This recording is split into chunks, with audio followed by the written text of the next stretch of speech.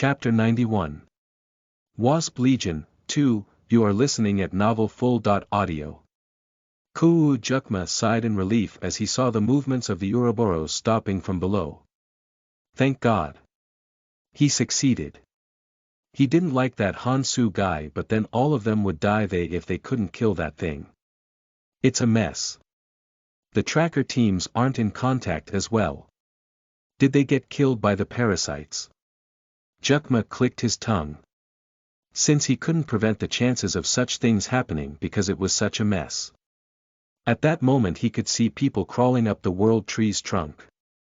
There were a few individual adventurers, but the clansmen of the other 5 pillars or the 12 roots could be seen as well. Are those guys trying to crawl into the body of the Ouroboros? The people who had been fighting all around were cautiously crawling into the body of the Ouroboros through the trunk. Since it wasn't that hard to crawl into the body of the dead Ouroboros. Jukma grinded his teeth while looking at that scene. Oh yeah. Relics. Jukma looked at the 5 gears hanging around his body. Such objects had come out when they had only killed 2. There wasn't any guarantee that there won't be anything inside the Ouroboros. Hadn't they obtained the forgotten sword in the stomach of the calamity fish? That I made a blunder. I should have moved before those guys went up first. No one knew what was inside it. Whoever took it first was the owner. There was nothing to lose even if nothing was there. Since it was a no-risk. The parasites died out as the Ouroboros stopped moving, and the Ouroboros was now just a huge decor. I have to move before the Wasp Legion moves out. The queen of the Wasp Legion would become frantic in order to increase its power and search around for food. Since there were more than a few people who had seen the people who had gone up to the branches and flying around after becoming one of the wasps. Why would such things miss such a food source like the Ouroboros? They haven't sent the larvae yet because they were checking out the situation, but once they do, then they'll send swarms of larvae. Then the insides of the Ouroboros will get filled up with those vicious things. I need to move quickly. Jukma hurriedly started to send his clansmen inside the Ouroboros. He managed the situation well. Hansu nodded after reading the carrier pigeon which had come from Sangjin. There were things that had happened to Sangjin so far until now inside it. He got much stronger. Though he's not at the level of a departed soul. With the role Sangjin has, his runes will increase extremely fast. The stronger the comrade the better. Hansu stopped walking due to a strange sensation while descending down upon the Ouroboros. A strange movement inside the Ouroboros. Wasp soldiers' larvae. Hansu frowned slightly. It's faster than I expected. He expected the clone to go to the Wasp Legion. But from the speed of how fast the larvae were spread, it seems like he had given up on the Ouroboros quite quickly. And with that many larvae, that guy would need to suppress his greed if he wanted to control it. If he tried to control the guy who was focused on breeding, then there was no way that many larvae would come out. Which meant that he had completely given up on controlling it. But Hansu still nodded. It's alright so far. Since the battle depended on whether he was able to cut off the queen's neck or not. Actually, it was better to go up and kill off the queen while those things, who couldn't come down due to the Ouroboros, were focused on the corpse of the Ouroboros and not humans. It's better to win with the least amount of casualties. But Hansu squinted his eyes at the people crawling into the body of the Ouroboros. Voices resonated throughout the giant corpse of the Ouroboros. Hey! Look closer. How would there not be any rewards when such a big thing like this died? Ugh. Hansu and the others would have taken them all. Those departed souls. Einkel shook his head as he looked at Ren, who was pushing him. He understood that guy's intentions, but logically speaking there won't be any useful things left behind. The 8 who had killed this thing would have shared it with each other. Ren shouted out abruptly. You bastard. There's going to be the artifacts of the ones whom this guy had swallowed. As well as the relics. Ugh. Einkel shook his head. Well. There's a possibility of that being true. Which was the reason why they were searching throughout the stomach of the Ouroboros. If those of large clans find this first, then there won't even be a drop left. While Einkel was about to proceed forward, a noise resonated from deep within the flesh of the Ouroboros. Kururk, ha! Einkel put his ear up to the petrified flesh of the Ouroboros as soon as he heard a strange sound. He then frowned. Sagik sagik, a sound of something being gnawed. Einkel activated a skill. Keying the vibration which went through the flesh turned into a shape and then created a virtual image inside Einkel's head. He then freaked out. Wasp. A larvae of a familiar form was gnawing upon the corpse of the Ouroboros. Damn it. Why are these guys here? Why were the things that were at the branch over here? Einkel focused everything onto the larvae over the flesh wall and then quickly shouted behind him. Run! We have to get out. They needed to get out and spread this news. There was one Ouroboros, but there were hundreds of thousands of these things. Even if Hansu and the 7 departed souls fought in the front, there was no way for them to charge through. And eating a few humans made them much stronger than normal wasp soldiers. They couldn't even imagine what they would become once they grew by eating up the Ouroboros. Run! Run! Why aren't you responding? Eichen's body froze as he turned around while shouting. Since Ren, who was proceeding in the front, was being eaten by something. Yudaduk. Kududuk. God damn it. Einkel spat out curses as he looked at Ren, who was having his neck pulled off. And around Einkel, something with a lower body of a snake and an upper body of a wasp soldier was approaching him. God damn it. Einkel's consciousness was cut off with that. And the wasps just quietly ate up that corpse. They hadn't completed their growth yet. As they ate the human corpse, their body, which still had room for change, started to slowly change while making noises. 2 human-like arms popped out from the upper part of the bee. At the same time there was a change at its head, which was a strange combination of a snake and bee. Kiek, the wasp soldier, which had absorbed the human body, started to ponder. The body of the predator it had eaten was amazing. But 2 were better than 1 and 3 were better than 2. Since a wide variety of collections gave them the possibility. Mixing the genes of their predator to theirs was amazing by itself, but when they added another it gave a much better result. The wasp soldier sent a message and asked the queen as to whether it should keep eating what it had, or leave the corpse and eat the living ones below for more possibilities. The queen then gave the order. That we poked a wasp's hive. The people of the 6 pillars who were gathered all frowned. Reports were being made to them constantly. That the ones who had been eating the corpse of the Ouroboros were now preparing to go down. Once they collect enough numbers, then they'll probably rush down. But there were things they wanted to say.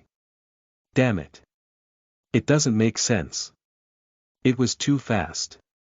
Even if it was the Wasp Legion, it wouldn't try to increase its power this fast.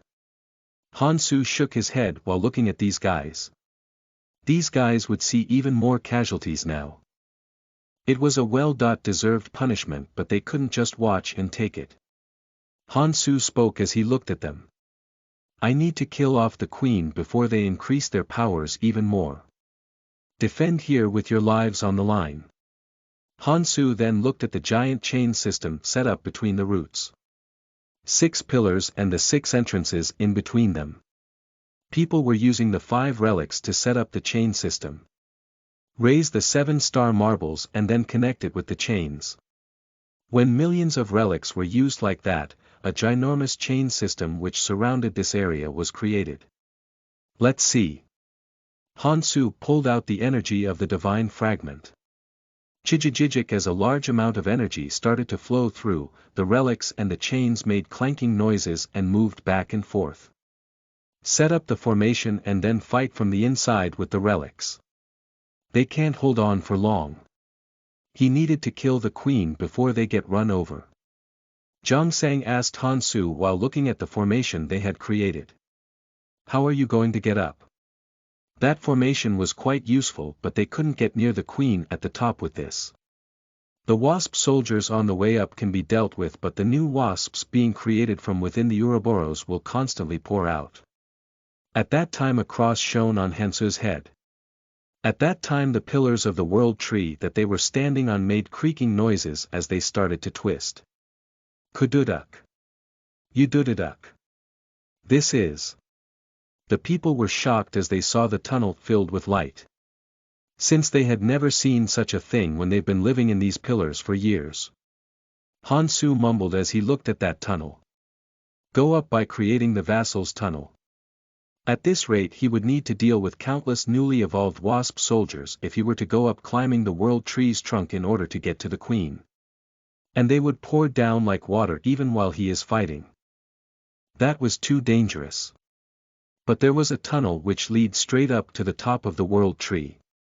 A tunnel which only the 5 great tiger generals who had the ability to ask for an audience with the king could use, a tunnel which leads straight to the which was the king's residency. If he uses this, then he can get to the queen, which was located close to the flower, quite quickly. If we go up using this tunnel, then we can get to the queen with the shortest route possible. The people's expressions brightened up as they heard this. The reason why the Wasp Legion was dangerous was partly because the queen was strong, but mainly because of the viciousness of the wasp soldiers surrounding it. If they could get to the queen directly, then a huge amount of pressure will be lifted off. Then we will create an elite force and go up. Hansu shook his head at those words. 5. What? Only 5 people can go through this tunnel. This path was something only allowed to the 5 great tiger generals. Which meant that only the 5 who had the keys that symbolized those 5 could go up. There wasn't a need to distribute the keys, but it was a tunnel for 5 people from the start. God damn it. Zhang Sang got flustered and then looked at the others. Of course the strongest 5 had to go. So if Hansu took a spot, it meant that only 4 of the remaining 6 departed souls could go. While Zhang Sang's expression was turning worse, Hansu's expression wasn't very well off either. I didn't want to open it. If the situation wasn't dire, then he wouldn't have gone up through this tunnel. The vassal's tunnel was a tunnel which opened to get to the king. Of course the king will know it once it opened. Not the clone. The fallen king himself, who had succeeded in killing or exiling all the Elvenheims as well as completely drying up the world tree. The Elvenheims he had met at the abyss were all exiled, so they didn't know the events of the fallen king after they were exiled. He might have died or went somewhere else. Hansu needed to take into account the worst situation possible, so he didn't want to open the vassal's tunnel, but he did. The king's power was dimensions apart from that of the clone. And their memories were different, so it was impossible to calculate his actions, unlike for the clone which acted blindly. I won't even be able to do anything if he exists. He can't abandon the best solution because of unsure variables and take risks. But not having any risk was of course the best. Only at that time the world tree trembled slightly. Without Hansu doing anything. Goddammit. Hansu turned around his sight towards the top of the world tree and then clenched his teeth. The giant flower which had denied access to the clone. A man who had been lying inside the flower got up. The Elvenheim frowned as he got warned by the world tree that somebody was coming to him. Chapter 92. Wasp Legion, 3, you are listening at novelfull.audio.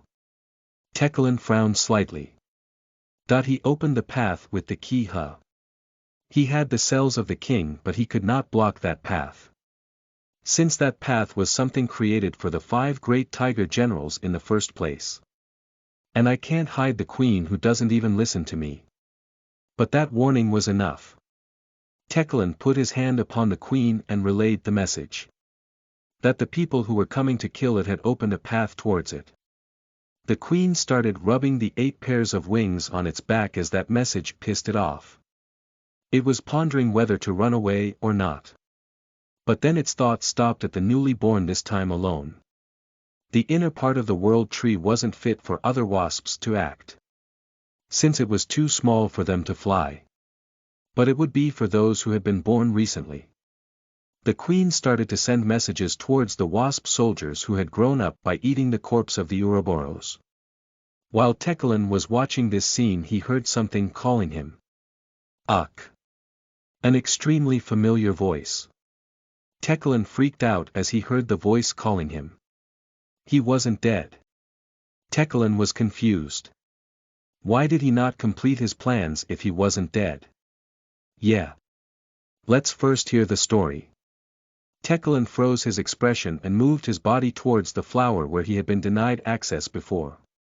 Sharurik, the flower, which didn't seem like it would let anyone through, melted down. As the giant energy walls disappeared, a beautiful palace came into view. The palace of the Elvenheims. The palace, which didn't emit a single noise, was extremely clean due to the petals that didn't even let a speck of dust through, but it was still very barren to Tekelen, who knew the palace of the olden days when it was filled with flowers and music. Well, that's not the important part. Tekelen went past the corridor and the giant pillars and then approached the throne where the other version of him was. A giant chair which had a giant spear leaned against it. Tekelen frowned as he looked at the existence that looked exactly the same as him sitting on the throne. An existence that was looking at him with an extremely tired expression. The original body spoke towards the clone.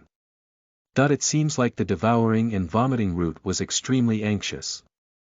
The original body had long understood the situation.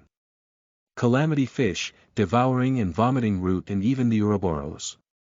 And that child has died too. He didn't know who, but it seemed amazing people had come into this world. Tekelen looked at the original body as if that guy was a traitor and spoke. Why did you stop the plan midway? Did you fail at connecting the dimensional portal? No, their plan was simple. First, get the world tree which protected the Elvenheims into a mess. Then kill off or exile all the Elvenheims to monopolize the power of the world tree. Borrow the yet-to-die world tree's power and create a dimensional portal towards their world. Call their dying race from the fallen world, get rid of the calamities while the world tree was still dying, revive the world tree and then make their race bloom again. It seemed like the Elvenheims were dead or exiled and the world tree was dying, but looked like it was still working. But then where did their race go and why were randoms roaming around the world tree? The original body made a depressed expression at those words. That I opened the dimensional portal. You've seen it too. What?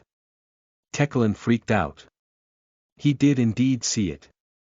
Since he was able to feel it while he was controlling the Ouroboros. Through it stopped working now, but there indeed was a dimensional portal way below the world tree. Was that connected to their world? Then why? The original body looked at Tekelen with a tired expression. That was another him. Him of the past when he had thoughts full of saving his race and was full of vigor. That was why that guy didn't know yet. Why he had failed. And to why he had given up everything and decided to sleep inside the flower instead. The answer was extremely simple. Our race cannot come over here. What? The goal he had achieved by killing countless Elvenheims who believed and followed him had failed. Since that dimensional door could only send people towards that location and not bring them to this side. Why? Why not? Tekelen muttered with a blank expression. Wouldn't he have looked into it? Logically, the dimensional door was capable of bidirectional travel. But why was it only one way? The original body mumbled while looking at himself of the past. The density of the energy changed. Originally, their world and this world should have the same energy density. But as to whatever happened, when he opened the dimensional door, the energy of their world that was on the other side had been raised a level. As if somebody had changed it to set the world up like a staircase. So those from this world could go over to that side. But the ones on the other side could not come over here. Even if they do, they'll die very quickly. Like a fish dying once it comes out of the water. Tekelen made a devastated expression after hearing the whole story.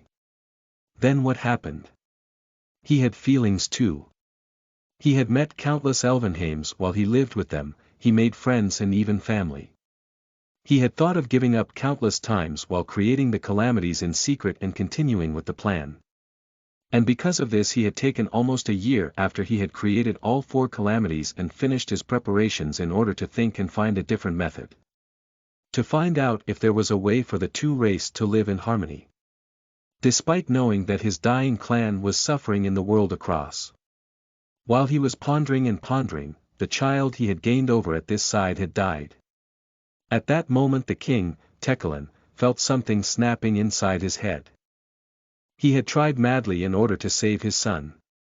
But something had gone wrong and the attempt of saving his son had instead just created a seed for another calamity. Tekkalan then realized that it was time for him to make a decision. Either have all his plans exposed and return to nothing because of the existence that used to once be his son that was going crazy. Or to rush his plan that he had been pushing back in order to accomplish his goals. As if something was pushing him, the moment of choice had come to him. And after a long period of thought, he chose the second option. Since the moment his son died, he thought of the other son which he had left behind in the other world. God damn it. God damn it. It was a plan which he had executed in such a desperate time. While wiping off the race he had spent hundreds of years with. Though it wasn't a complete extinction because there were many of them who had escaped out of this dimension, but it was basically the same as destroying an entire race. But to not have succeeded after that. The devastated Tekkalan suddenly made a cold expression. He knew after hearing the words of the old Tekkalan. The energy of the dimension changed as if somebody played around with it. And while the old Tekkalan gave up and was sleeping, a strange race had taken residence below. Is there really no connection between these two? The young Tekkalan glanced below the world tree and then muttered. I'm going to clean up everything below. You help me. You should understand me since you are me. I will try to open the dimensional portal again after sweeping up the guys below. He could do it. There was nothing on his mind that could stop him. Which meant that there was no reason to. Since he had nothing to lose even if his decision was wrong. No, he had to do this even if there was a 1% chance of his decision being correct. The old Tekkalan made a bitter smile while looking at the young Tekkalan. There was too much of a time difference even if they were the same person. He was exhausted. He didn't have the strength or the will to cause such a mass murder. And he had a feeling that it wouldn't work even if they did that. The race below had no connection to this problem. But he wouldn't listen. My young self. He was different from his old self who was exhausted and was about to die from loneliness. He was full of vigor, his love for his race was stronger, and he was also being affected from the loss of his son more. And because of this he could create a mass murder without any hesitation, even with just a slight possibility of saving his race. The past Tekkalan knew how the old Tekkalan felt because they were the same. He knew that there was no point of trying to stop him. I'm not going to help you. But I will respect your choice. Then the old Tekkalan lifted up the giant spear next to the throne. King's 2 treasures. The 2 treasures that were required to keep the kingship. One was the armor that protected the king, 1,000 soldiers' armor. And another one. A spear of punishment that allowed the king to kill anybody who has gone against the king, whoever they were. Take it. Kududak, the young Tekkalan, who had received the king's spear, looked down the world tree with a renewed resolution. The world tree was squirming as it was moving them upwards. As if it was rapidly teleporting them over short distances. And Hansu, who had been heading up, thought of the flower and the wasp legion at the end of the path. I can almost see the end. Kill the calamity fish, revive the roots and create land to live on. Kill the devouring and vomiting root, take the plant and then take back the toxic waters that will go into the world tree. Kill the Ouroboros to retake the pillar, which worked as the purifying pump. Kill the wasp legion in order to revive the world tree's branches and leaves that these things constantly gnawed upon. Kill the calamities that were eating up the world tree and create some room for the world tree to revive. At this stage take all the relics and divine stone fragments to the core within the flower above the world tree's pillar, branches, and leaves to return the divine stone fragments to their original location. Once he created some space for the world tree to revive and supply it with the divine stone, then the world tree will come back to life. Then he will be able to save most of the 3 billion people who would come after. No, he would be able to use the fruits of the world tree in order to multiply those numbers at an extreme speed. Create a new earth in this place. They didn't lack any food, could teleport anywhere and were supplied with plenty of energy. The population would be able to multiply at an astronomical pace. But that wasn't enough. He didn't come here in order to create a peaceful world. Use the relics to create the new king of the red zone. An almighty authority that would have the power to control everyone within their hands with the relics and all of the world tree's power with their basis, no matter if the people who would come after reached the numbers of 1 billion, 2, or even 3 billion. An existence that would be able to force those people into the battlefield and create them into soldiers without their consent. Then his first plan will be completed. The first stage, which was to create an end result of billions of soldiers. He will then be able to go up after leaving everything onto the king with ease. Who should I make the king? Hansu mumbled as he looked at the people next to him. He didn't bring Sangjin. Since the Punisher needed to look like they had no relations to him. The people he had brought were 4 of the 6. Baek Jongsang, Ark Mariangt, Kyle Cooper.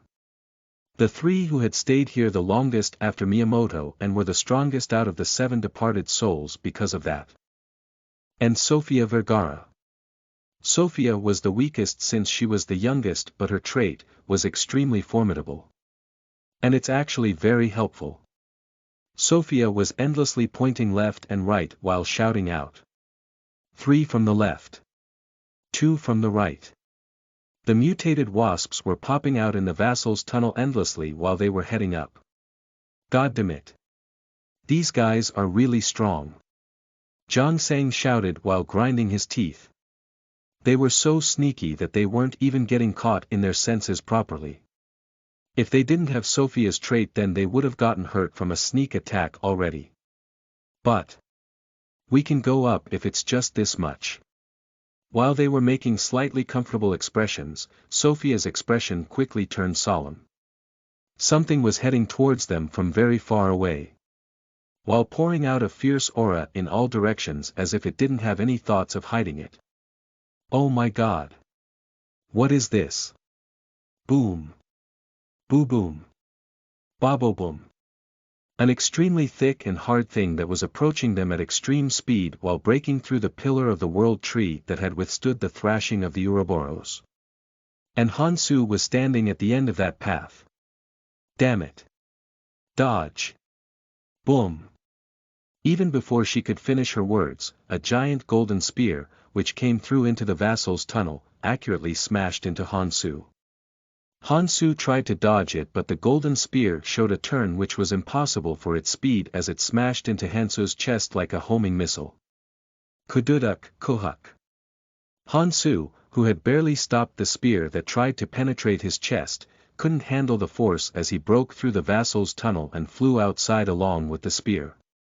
Proofreaders note this is a sponsored chapter. Hansu's master plan is revealed. It seems Akuma was the dead child of the elf kings, that he tried to save, but that went extremely wrong. Then he was going to get exposed because of Akuma, so he had to proceed with his plans immediately or give them up completely and lose his kingship anyway. Chapter 93. Wasp Legion 4, you are listening at novelfull.audio. Kugugugugu. Hansu clenched his teeth while looking at the spear that was constantly pushing him back. Despite him blocking it with all the power with his relics, the spear was constantly thrashing about in order to penetrate his heart. Damn it! Is this the forked lightning I heard about? He had heard about it. The ultimate spear which was created to crush down those who opposed the king. Like how the relics got their energy from the divine stone fragment, the forked lightning also received energy from the divine stone fragments and showed as much power as the god's punishment would within the area where the world tree's power reached out to. There were 2 remaining fragments. One in the heart of the Wasp Legion's queen. And one in the flower which had the palace within it. From the might of it, it seemed like it flew at him with the power of the divine stone from the flower. Did the king decide to help the clone? Or did the king himself set out? Many different thoughts replaced each other in the short moment while he was flung out from the vassal's tunnel. But a conclusion wasn't made. There's not enough information. Hansu clenched his teeth and then balanced himself in position. He had to now fight 2 things. The Wasp Legion and forked lightning. The Wasp soldiers were charging much more viciously. First, seal this spear. Hansu then grasped onto the spear that was trying to penetrate him. So that it wouldn't be able to get out. If the clone felt threatened, then it will retrieve the forked lightning and instead smash down upon the departed souls. That'll be troublesome. You, play with me. Kududaduk soon Hansu and the golden spear's strength battle begun. Kwagagagak the golden spear continuously pushed Hansu back and slammed him onto the pillars of the world tree. Because of this, Hansu smashed the pillar of the world tree with his whole body and then fell downwards. Cool. A pain which felt like his whole body was being crushed.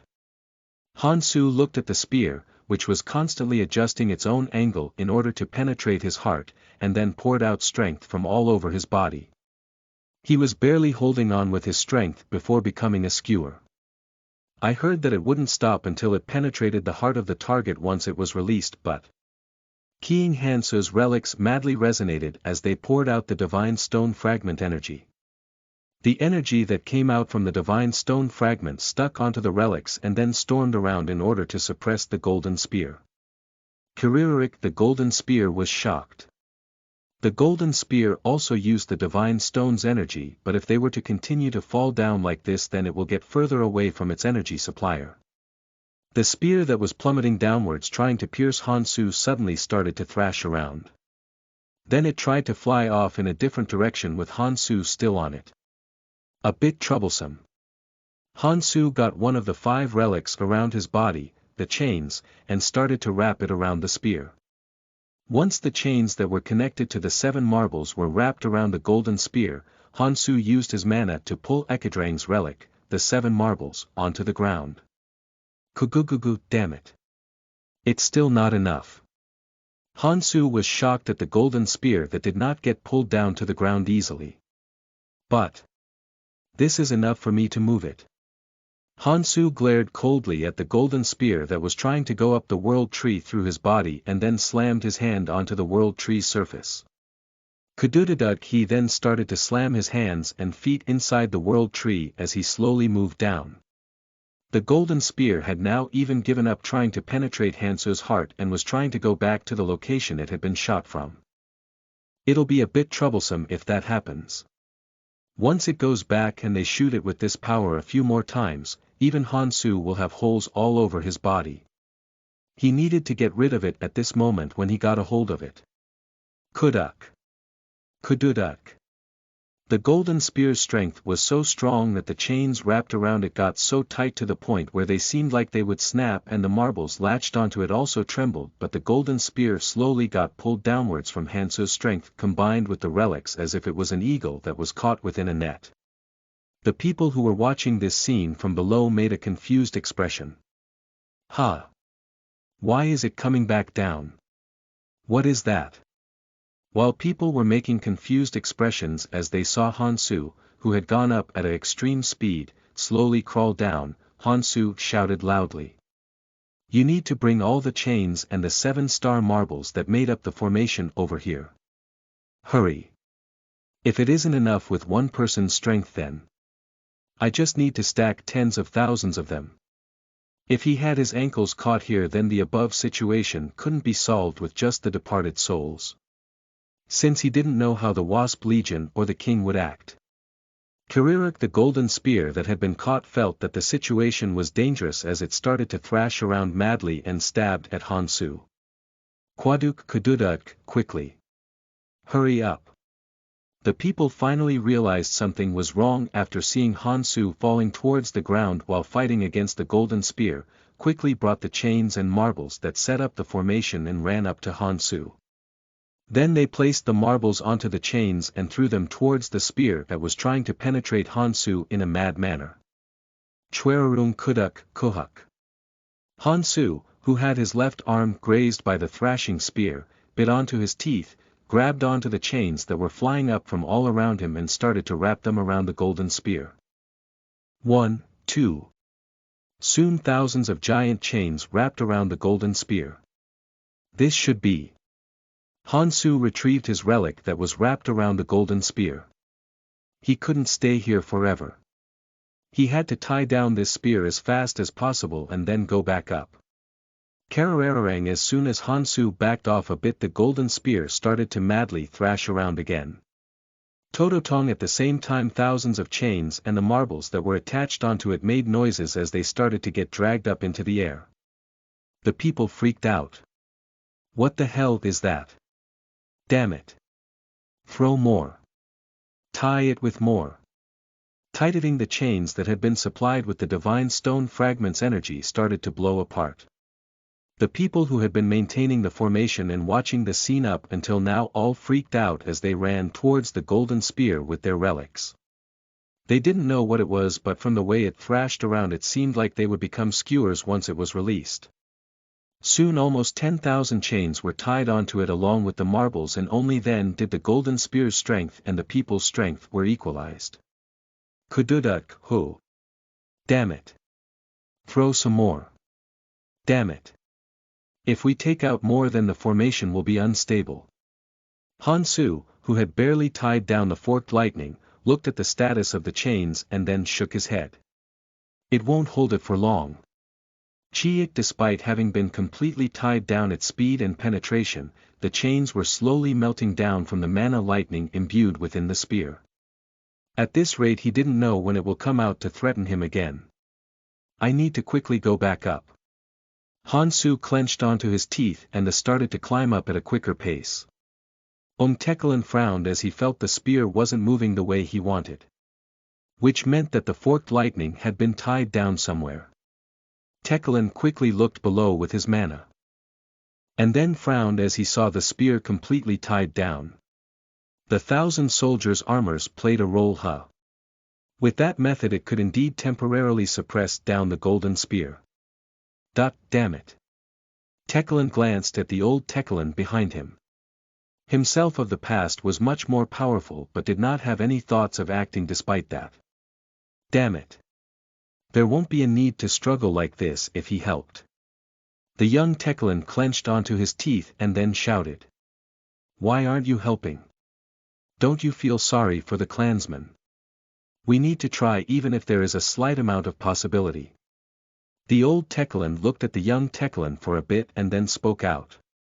I had many thoughts after the dimensional portal failed. Because of that I was able to think back about a lot of things. The time when our world was destroyed. Do you remember? The young Tekelin grinded his teeth at those words. The disease which had sent their entire world into destruction. No, a calamity which had the form of a disease. The disease of unknown origin sent all of them close into extinction not long after it was spread. Do you remember around when that disease started to spread out? The young Tekelin pondered for a while and then spoke out. It was around when our body reconstruction surgery was being used perfectly and had been commercialized. Thanks to this their race had been able to have a much stronger body than ever before. Before this they could only fight with limited supplies because they lacked everything. Since dangers constantly stormed from the outside and they were always short on food. But the body reconstruction surgery solved all their problems in an instant. Their stamina got strengthened, they needed to eat much less in order to survive, their longevity lengthened and their battle powers increased by a huge amount. Actually their tribe's original body wasn't that different from those things below. But their body which had gone through the surgery had changed close to a beast's, and soon after their body reconstruction surgery had been perfected and commercialized, their whole race had finally united all together. For the first time in history. Then the calamity of death enveloped that specific race who were filled to the brim with hopes and dreams. Their race screamed out in despair after falling into depravity. That they had received a befitting punishment after invading God's territory of reconstructing the body. Damn it. While the young Tekalan was frowning while thinking of those times, the old Tekalan spoke again. Yes. And do you remember when we had come over here in the soul form? When the world tree was created? Yes. When this side had been all united together from the world tree's power. Their growth was slow, they were always threatened by the toxic waters and they always lacked food. The Elvenheims, who had been constantly fighting after being divided into hundreds of different tribes, met a grand unification not long after the world tree was created. And then they faced total annihilation due to Tekalan who had come over with his soul. No way. Games were only fun when there were competition and enemies. As soon as they gained a grand unification and had peace, both the races treaded the path of total destruction. As if somebody threw over the game board that had gotten boring. What would we do even if we save our race at this point? We will need to keep fighting and fighting even if we save them. Isn't that just an estimate? The old Tekalan shook his head. It's not. Look at the beasts below. That's not something we created, right? Then. Something came to me one day. TL. No, they're back. Tekalan, who had been exhausted beyond what he could endure, nodded at the fairy-shaped existence and then fell into slumber. It'll be okay to unify now. But we will just get swept over by the war with the other races in the place called the Abyss. The young Tekalan just grinded his teeth. Nonsense. How did I become like this? What? So what if we become a chess piece for somebody else? We can keep living if we continue to fight. It was a history of battles anyway. To not want to fight after tasting the short amount of peace. Before the unification. They had fought and fought in order to survive. It was set up so their race, the Elvenheims, and all other races below had to fight in order to survive. The fact that we have to continue to fight in order to survive is the same as saying that there is no absolute existence. If the only way to live was to fight, then they just needed to do what they had always done. Even if there was an absolute existence, they won't butt in randomly in order to enjoy the fun. Since a game where one can change the rules won't be fun. Don't say meaningless things. Saving them is the first priority. Give me the power to control the Wasp Legion. I will finish it off. The old Tekalan sighed as he transferred the shining star symbol on his head. The queen had lost all its power to something which had invaded its head. Tekalan, who had become the new king, gave an order as soon as he got control of the queen. For the Wasp Legion to attack the people hiding around the strange pillars. To smash apart the formation and to release the forked lightning. Soon the giant wasps that weren't moving in order to protect the queen started to rush downwards.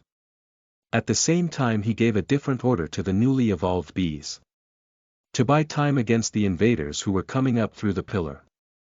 Hansu, who had been climbing back up through the vassal's tunnel, grinded his teeth at the info that was coming in through the world tree. He had received the power. Or the king himself has moved out. It was now time to fight. Whether the time for the tied-down forked lightning to get released from the Wasp Legion was faster. Or him smashing through the Wasp Legion and getting rid of the queen and the clone was faster. The quicker I finish this off, the more people will stay alive. Hansu breathed in deeply and then started to madly run in order to catch up to the departed souls who would have already gone up. Proofreaders note this is a sponsored chapter. So actually some people are clever, the one throwing chains and not trying to kill Hansu who's in a difficult position. If Hansu transforms, would the lightning spear stop after going through one of his 3 hearts? Also, Please check the God of Cooking series, a chapter just got posted. Shameless advertising. Chapter 94. Wasp Legion, 5, you are listening at novelfull.audio. Kadudaduk. Block it. We're getting pushed through. The people roared out as they saw the Wasp Legion charging at them from all directions. Kurururuk, the marbles and chains were getting destroyed from the wasps. And one of them clenched their teeth as the formation in front of their eyes got dangerously close to getting broken apart. Damn it. If that breaks. He was currently safe since he could hide behind the formation and attack with the skills, but once his location was pushed through, then the wasps will charge at him and kill him. The man, Uzra, thought of his chain and 7-star marbles which weren't here. Relics that he had tied down onto the golden spear in the distance in order to suppress that strange golden spear from before. With those he would be able to fortify the formation in front of his eyes that was on the brink of getting broken apart. And it doesn't look like it will come to pierce us. Everyone had thrown the chains in a state of panic before, but they weren't targets of the golden spear. It was only aiming for Hansu. If he loosened up his chains, then the golden spear will go to Hansu and not himself. Damn it. Hansu falling into danger was obvious. But if he didn't fortify the formation, then he was about to become food for the Wasp Legion. Kurararak, hook. Az freaked out and backed up as his was shattered from the wasp that attacked him with its front legs. And then instinctively called the chains and marbles in the distance over. Chweruruk, the chains and marbles that flew in from the instinctive orders blocked his view in front of him. Clunk clunk. Ezra clenched his teeth and then mumbled inwardly as he bought himself some time due to the fortified formation. Yeah. There's over 10,000 of them. One shouldn't affect it much. And even for Hansu, it'd be better to reinforce the seal like this as well. Since it'll be the end if they get pushed through. The moment Ezra started to focus on the Wasp Legion in front of his eyes, he heard a loosening sound behind him. Ezra quickly looked back and then clenched his teeth. God damn it. As if the people had similar thoughts as him, the chains were getting loosened up and were spreading out towards the formation. Ezra frowned as he saw the spears clunking getting more vigorous. Kududadu. Hansu swung Galadriel's relic towards one of the wasps flying towards him. Chung, the energy imbued into the sword, which was of much greater strength than before, cut apart the wasp in half. But Hansu made a dissatisfied expression. The ones who had been cut apart had fallen down while screaming, but more wasps had dug through the world tree to replace them. There's no end at this rate.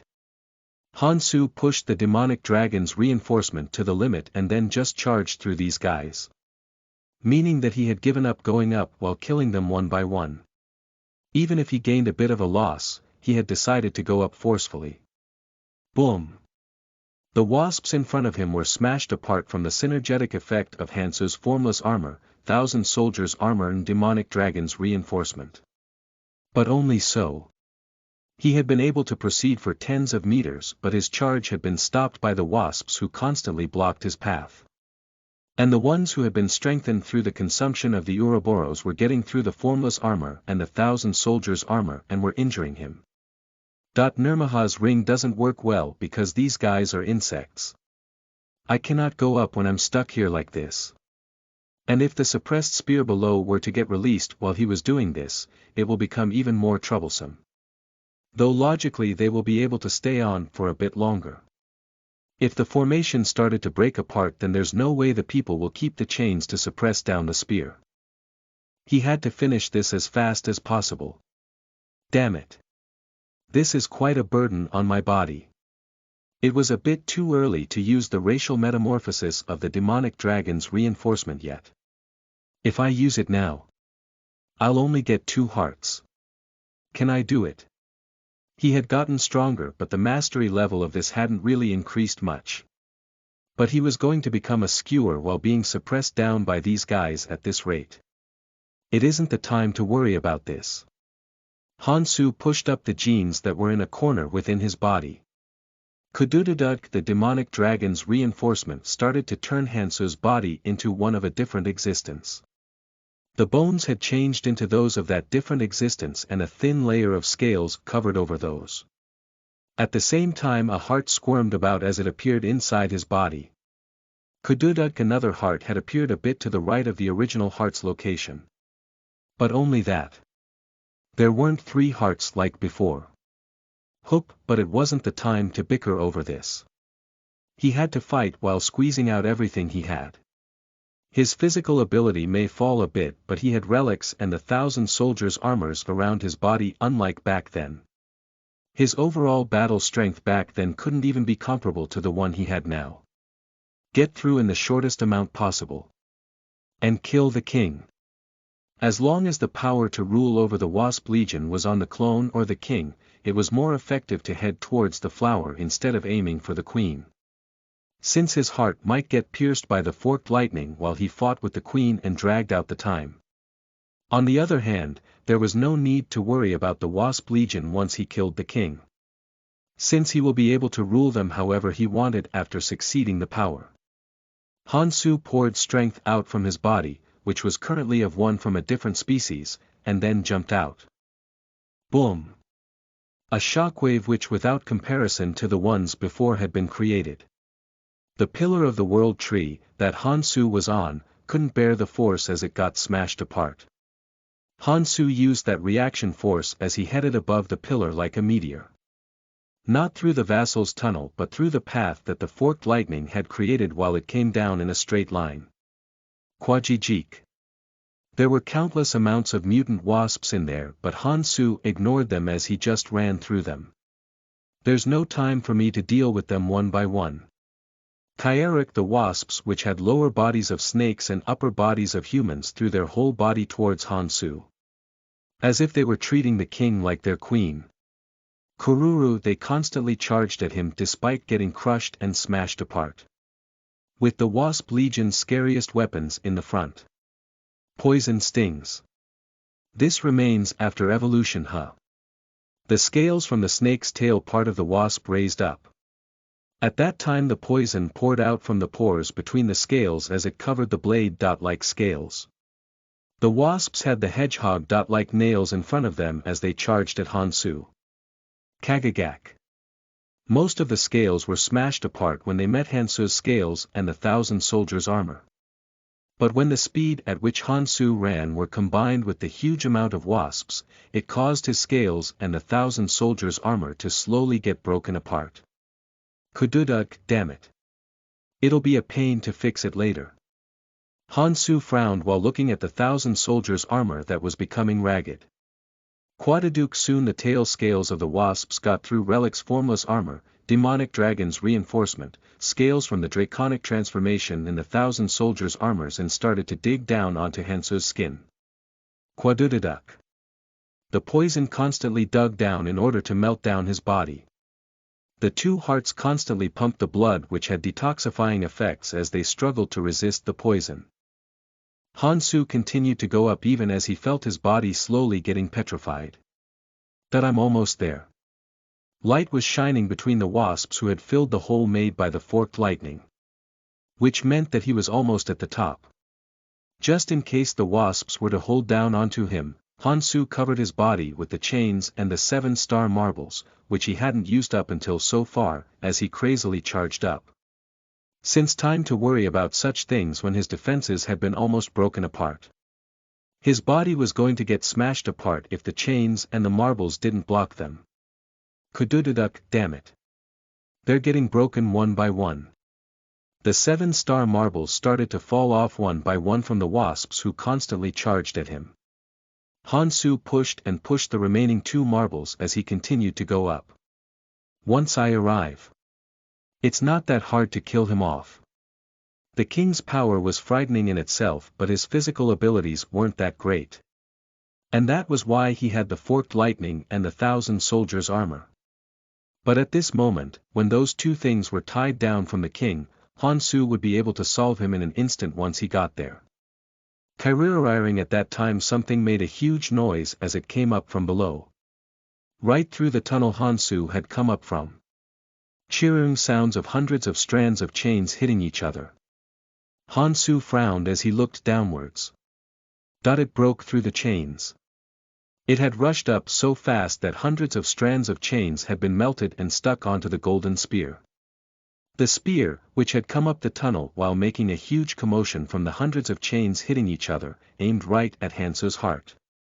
I'll give you one. Quadadug, he couldn't block it anyway. Hansu clenched his teeth and then gave one of the hearts. Hansu's body raised up into the air from the spear which had pierced his heart. Kududaduk Hansu gripped the golden spear that had pierced his heart with his hands and then rolled his upper body with the two remaining marbles as well as the chain and made a protective barrier. Then Hansu started to shoot up crazily into the sky due to the spear. Quagagagak, the wasps were smashed apart from Hansu's body and the things that protected him. And Hansu's body escaped the tunnel that the light was shining into and then rose into the sky. A giant palace came into Hansu's view.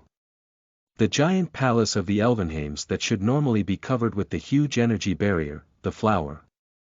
As I expected. He can't handle using both the flower's barrier and the forked lightning. Hansu then poured strength onto the hand that held onto the forked lightning which had pierced his heart. He then pulled it out. Kururuk, the golden spear, was shocked as the thing which it had pierced the heart of suddenly moved and tried to take Hansu away, but Hansu had long gotten away from the golden spear. At the same time Hansu fell towards the two Elvenheims standing in the palace at a fierce speed. The golden spear quickly changed its path and tried to pierce Hansu again, but the two marbles and the chains held onto the spear and suppressed its movements. Of course it wouldn't be able to hold out for long, since it was something he had barely held onto with his own strength and 7 marbles. But that small instant was enough. Hansu madly rushed down and then landed between the two Elvenheims. Boom! Kill both of them. Damn it, he wanted to kill them both, but the golden spear, which had already broken through the chains, smashed down onto Hansu. He would die if his heart were to get pierced again from that.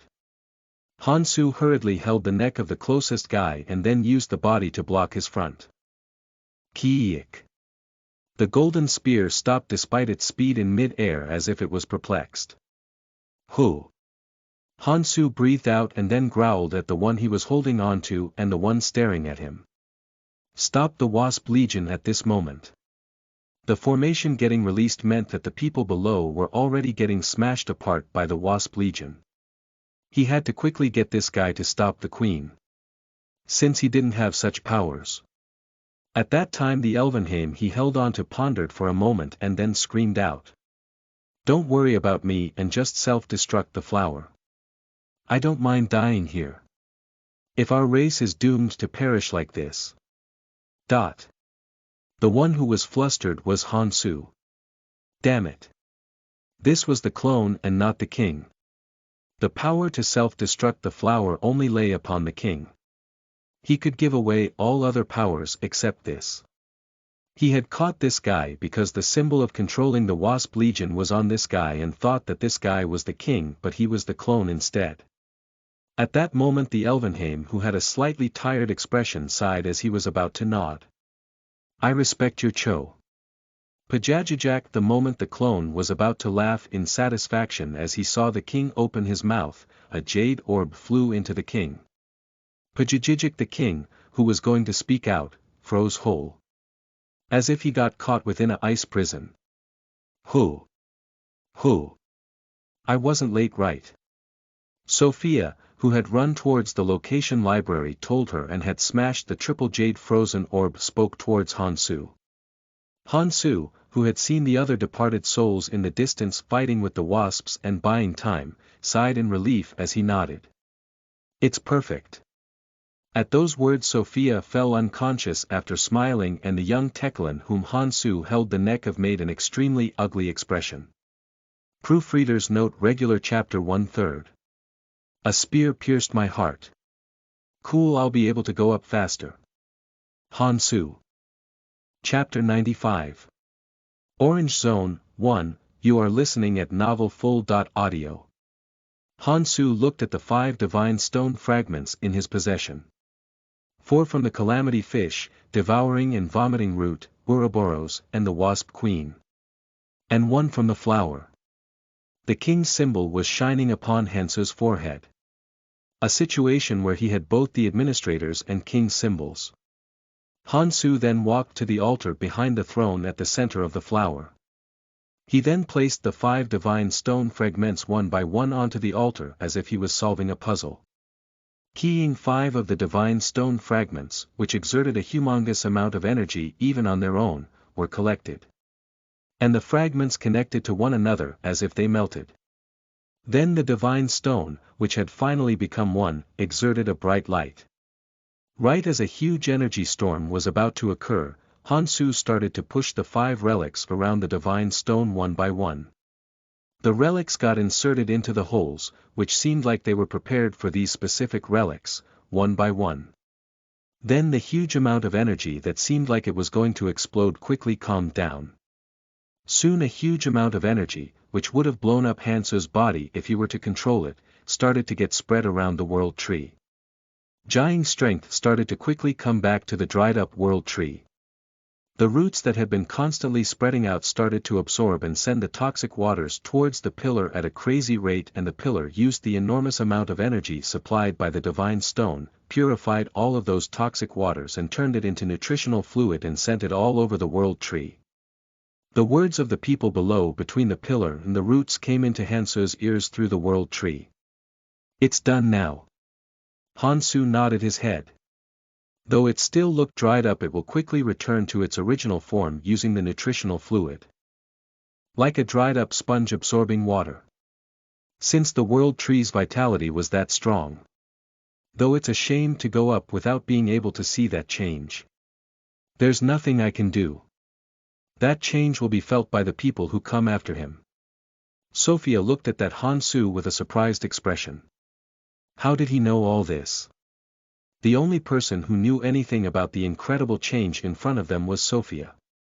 The people below would probably think the reason for the changes was the calamity's disappearance, but Sophia knew through the library that the main reason for that change was those relics and the stone that was emitting a blindingly bright light. This was the conclusion of organizing and combining numerous amounts of information that poured into her head. Did he kill the calamities with this as the goal? How did he know about these things? Sophia had gone to every corner of the red zone because she was strong despite only being here for 3 years, but she had never even imagined such a place like this could exist.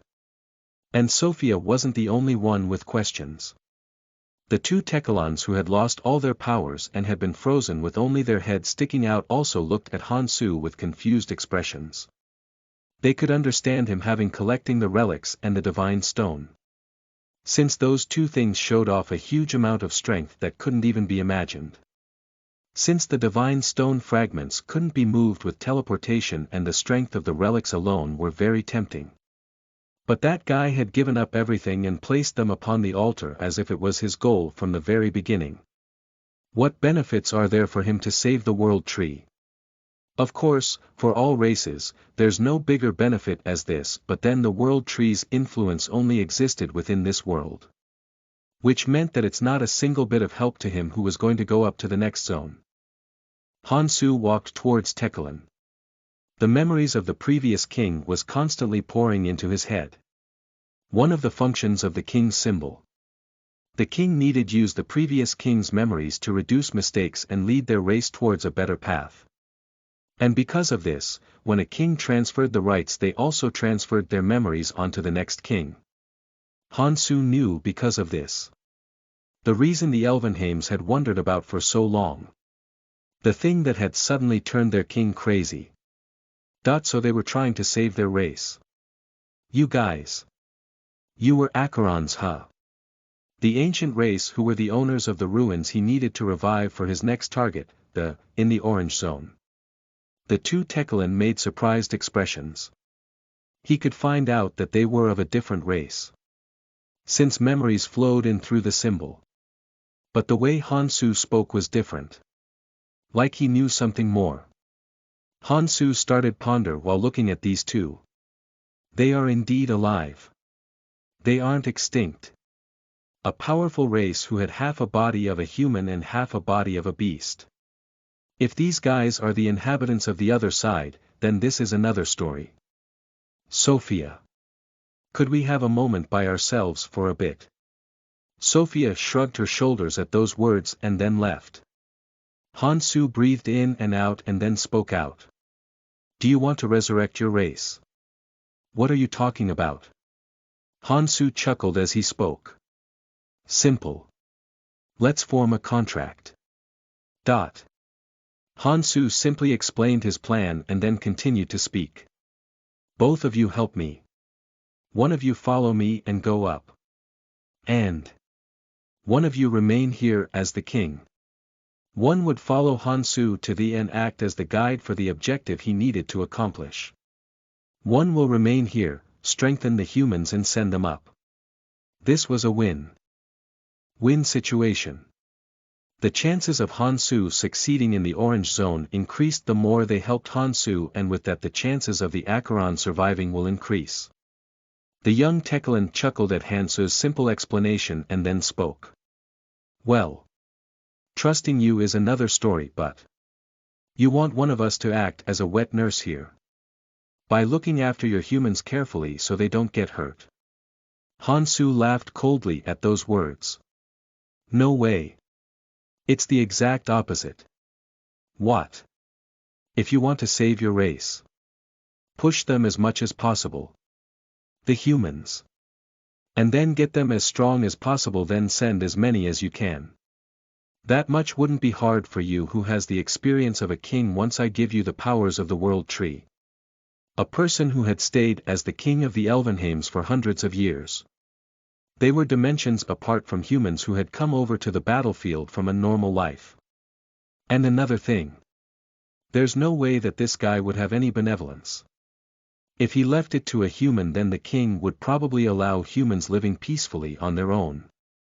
And they might not be faithful to their job as the king because they get swept up by some emotions or greed. But once this guy got on that seat, the story would be different.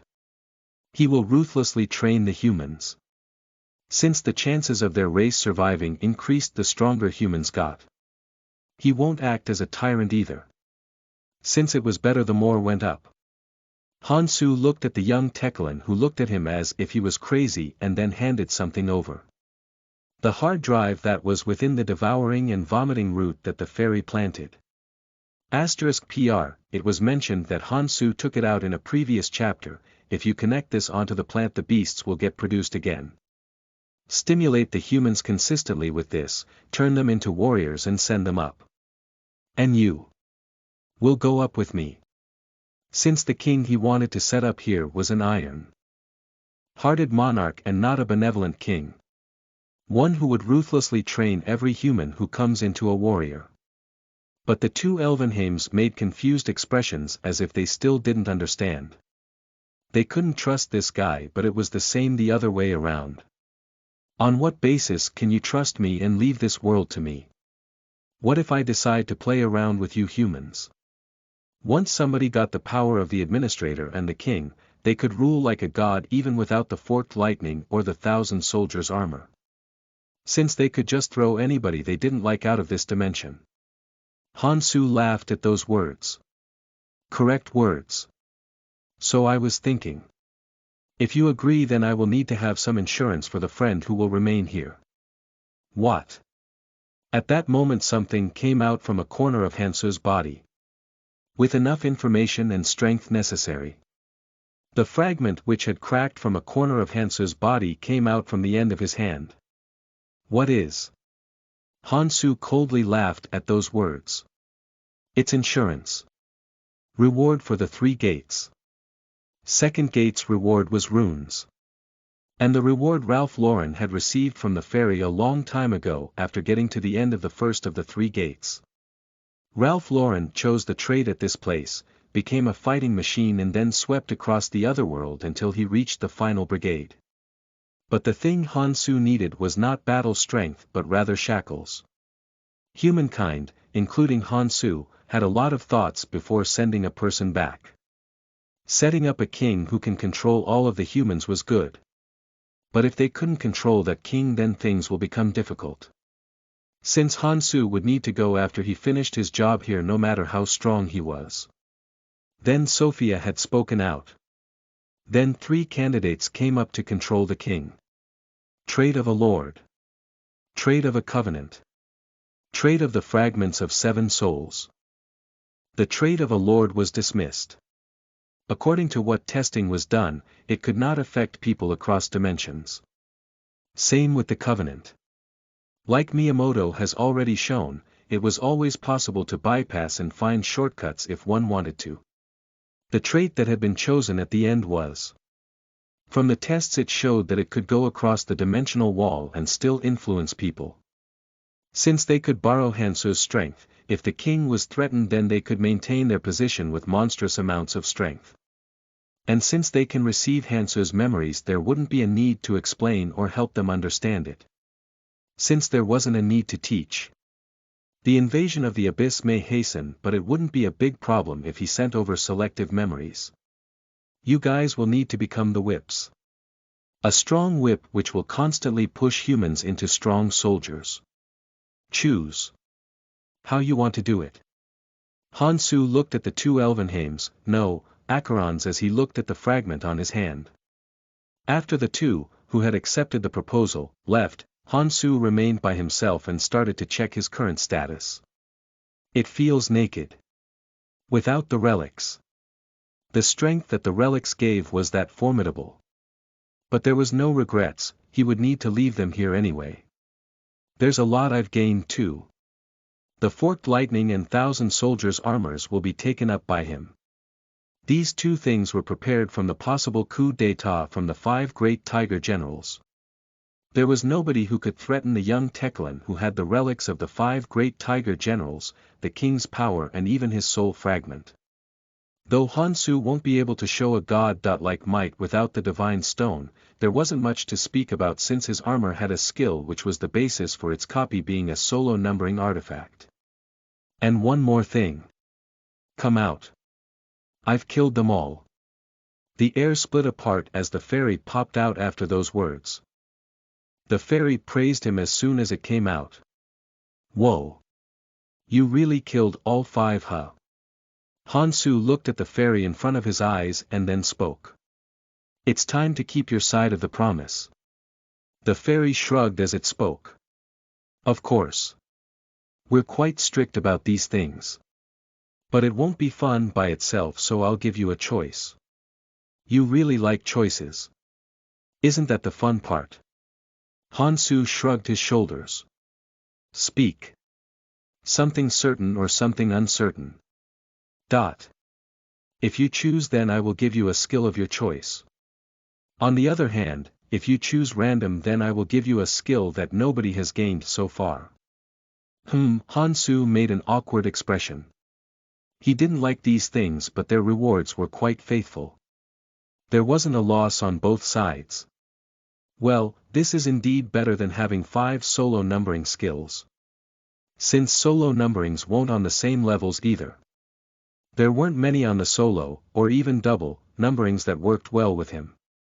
Even more so if the limit was 7 like him. Hansu first thought about the certain path. Should I pick Immortal Soul or Elemental Outfit? All 10 skills were considered, but these 2 skills came up first. Solo numbering 1 skill. A skill which Conte had. It turned the user's body close to an immortal's. Conte trusted this skill and fought like a mad warrior in the front. Since he was allowed to fight like a mad immortal as long as he didn't die by constantly healing. Solo numbering 3 skill. A skill Keldian had. Attract the elements from all around, create the outfit of an elemental and bestow a power upon the user to use numerous elements in any way they wanted. Since it was an outfit created from the surrounding environment, it obviously gave a huge amount of survivability and defense against the surrounding environment. If he fought in a flaming desert, then a blazing armor will be created, and if he fought in a lightning island, then a clothing of lightning will be created. He could still remember Keldian wearing the elemental outfit and pouring out thousands of different skills. If he were to use one of those two above skills, then he wouldn't really lose even compared to the zero numbering, demonic dragon's reinforcement. But the thing the fairy would give him stuck around his mind. Though he had killed the calamities with the help of numerous people, his part wasn't small. And since these guys aren't the type who would fool around here, the skill that the fairy would give him that nobody had gotten yet would be amazing. But the fact that it's random sticks around. Not all skills synergized with Hansu like the demonic dragon's reinforcement. No, there were more skills that didn't. The demonic dragon's reinforcement had amazing balance and was perfect for Hansu's fighting style. Just like the elemental outfit or immortal soul. On the other hand, he wouldn't be able to pull out all of the skill's potential even if it was a zero numbering if it didn't fit with his fighting style. A skill which he could utilize to its utmost potential. Or a skill of higher quality and rarity but something he cannot guarantee would have synergy with himself. Hansu grabbed a hold of his chin and started to ponder. Proofreader's note: regular chapter 2/3. Ha ha ha ha. We finally know the reward for the first gate of the final dungeon. It's more amazing than I had thought. Also, it seems that there are two separate lists of numberings, one for the artifacts and one for the skills. Another question answered. Chapter 96. Orange Zone 2. You are listening at novelfull.audio. Who? Hansu pondered for a moment. Since the things he did were dangerous, the immortal soul wasn't that bad. No, the elemental outfit was good in terms of balance between attack and defense. But he knew how to obtain these up above. A skill like a demonic dragon's reinforcement was hard to get within the other world. Let's go random. Can you give it to someone else other than me? That I must calculate the possibility of getting a lord-like skill of an already dead person. Skills with limits couldn't match up to solo numberings. He couldn't fill up one of the 7 spots with such things. It was better to give it away to Sangjin or somebody else who was capable. Because the affinity of the skill with the user can't be ignored. The fairy nodded at those words. Don't worry. I will give it to you in a rune form. Wherever you want to use it is up to you. Then the fairy pulled out a small pouch. Here. Pick one from the bag. It was an act of hospitality. Then a shining skill rune which was letting off a reddish-purple light popped out and the fairy exclaimed in surprise as it saw this. Whoa! It's the Pandemic Blade. Pandemic Blade. A skill which he had never heard of. The fairy smiled as it spoke. It's a skill of somebody who had destroyed a whole world. Hee hee. That person had really entertained us well. Well. I'm not sure if it's to your liking. Are you going to use it? Hansu squinted his eyes after checking the skills options after hearing the fairy's words. Cool. Beasts were charging in from all directions. They had started to create the beasts again as the world tree revived. They're doing good. Hansu looked at those beasts and then nodded. He had given a soul fragment to the young king, Tekelen, as well as all of the powers.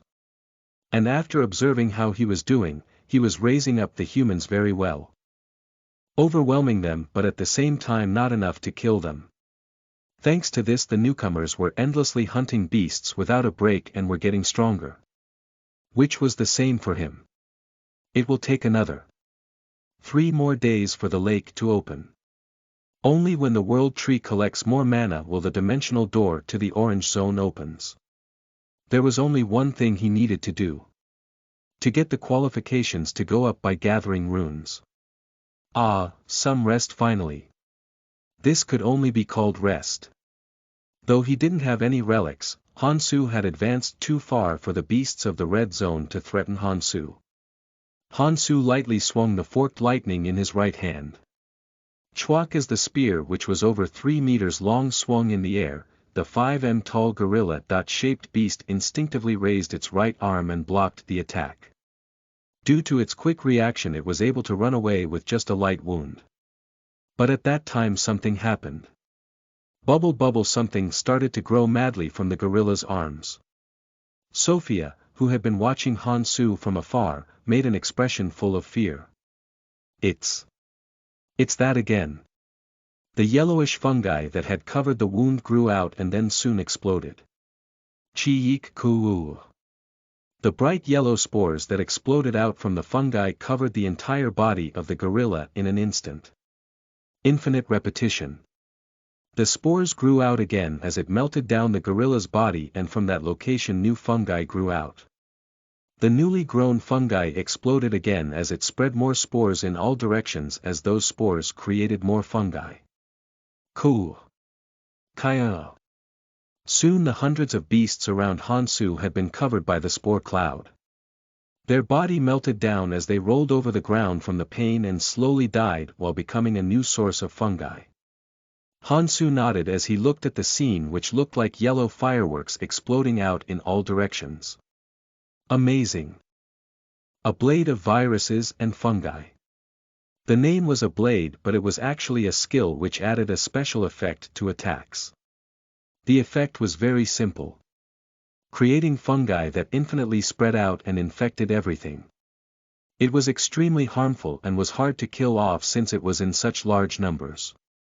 One could only persevere and hold on until the mana within the fungi ran out. Of course there was a condition to this. That mana needed to be supplied.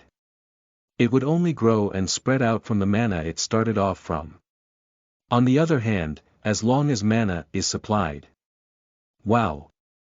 I can only trust the fairy's word, huh? Han Su clicked his tongue. He had thought that the words of it being a skill that someone who had destroyed a whole world had used was a bluff. Since it wasn't easy for one to go against a whole world unless they took control of a being that protected a whole civilization like the World Tree. But he could only believe it after seeing the effects. If this was to continue to spread infinitely, then it could erase a whole world. If Han Su was to use the relics and the divine stone fragments to imbue it with mana and spread the pandemic blade, then he would probably kill over half the people in the red zone with just a single slash. The amount of mana that the guy who had destroyed the whole world had wouldn't even be comparable to that which he possessed. There was a limit to Han Su's mana and there was a limit to how much he could do, but it was indeed a skill that was frightening enough to be comparable to demonic dragon's reinforcement. But it does indeed take up a huge amount of mana. I need to find out a few different uses for this later. He could feel his mana emptying out despite him only slashing a few times. It was a skill that had clear pros and cons, unlike the demonic dragon's reinforcement, which had amazing balance. But Han Su didn't change his expression while his mana was emptying out. He remained normal and slashed a few more times to cause a massacre. I should warn them just in case. Sophia made an awkward expression while looking at Han Su from afar. I worried for no reason. The one who had been the most shocked when Han Su threw away the relics was Sophia. Since though he was almost invincible with the relics, he wasn't unbeatable without them. Since she had way more skills with higher masteries and had a stronger trait. His ring and armor were extremely powerful, but she had more artifacts herself. She could only worry. Since she being able to barely contend with him meant that he was on equal ground with the other departed souls. He might have created some friction between those from the 6 pillars since they didn't really like him. Zhang Sang looked at Han Su with a slightly disliking expression as well. But that was a story of a few days ago. After seeing the strange golden spear and the suspicious skill, they were making an expression which told that they didn't want to go against him. And the people who were watching from the distance were making expressions full of fear as well. Sophia looked at Han Su, who had gathered up all the runes and was walking towards her, and asked. How would we fare if we go up? They were strong. But they had been stuck up against a wall for 5 to 6 years now. Since it had been years since they gathered the best skills that could come out from this place and had raised their masteries to the brim. And their battle experience could not increase since they didn't have any more opponents. But those people who had gained better skills and artifacts in the upper zone and had fought with stronger foes will be stronger than them. Since there will also be people who have been there for 4 to 6 years and had not left like the departed souls here due to some circumstances.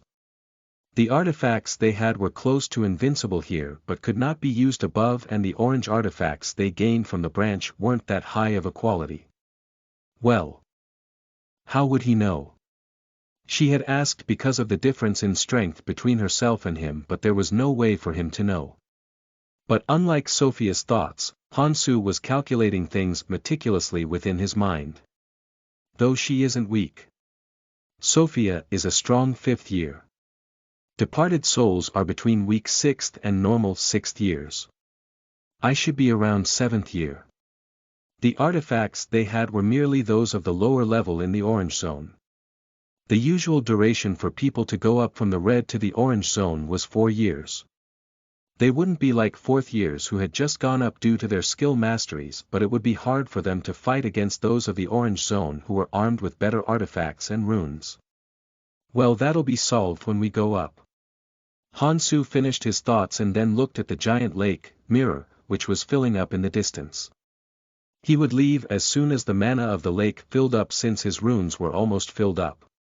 Sophia, who had been watching Hansu until now, asked something that she had been curious about. How did you know all of that, by the way? What do you mean? That giant tree and the relics. Sophia's actual personality was quite competitive and full of curiosity. But there weren't many things that drove either of these aspects of her personality lately. She had gotten as strong as she could, so there wasn't anyone to feel competitive against. Though the other 6 departed souls were stronger than her, they had been here for 7 to 8 years longer. According to talent, she was much better. There wasn't much to be curious about, since there wasn't anywhere in the red zone that she hadn't been to. And the places she hadn't been to were too dangerous for her to go in just from curiosity alone.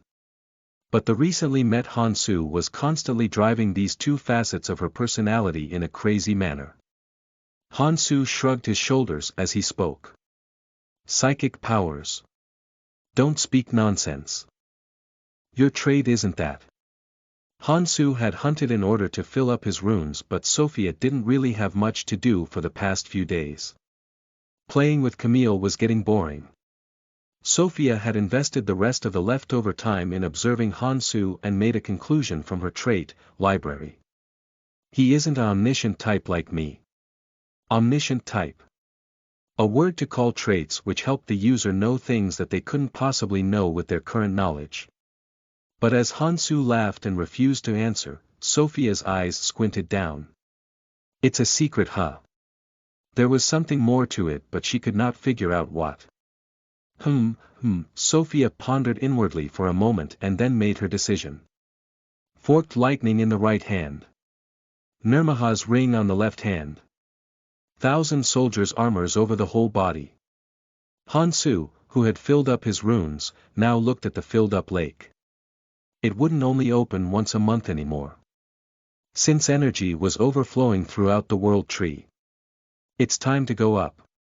Hansu, who had been looking at the mirror which was ready to accept anybody at any time, thought of Sangjin, who he would meet up soon, and then spoke towards Sophia standing next to him. You want to go with me? Sophia nodded at his words. I know that your trade isn't that of the omniscient type. Let's have a win-win. You won't know what's above, it'll be good for us to help each other. Though following him was due to her curiously, she couldn't say this out aloud due to her pride, so she made an excuse of survival and waited for a reply with a nervous mind. Is he going to refuse? This could happen. No. It felt like he was treating me well, no way.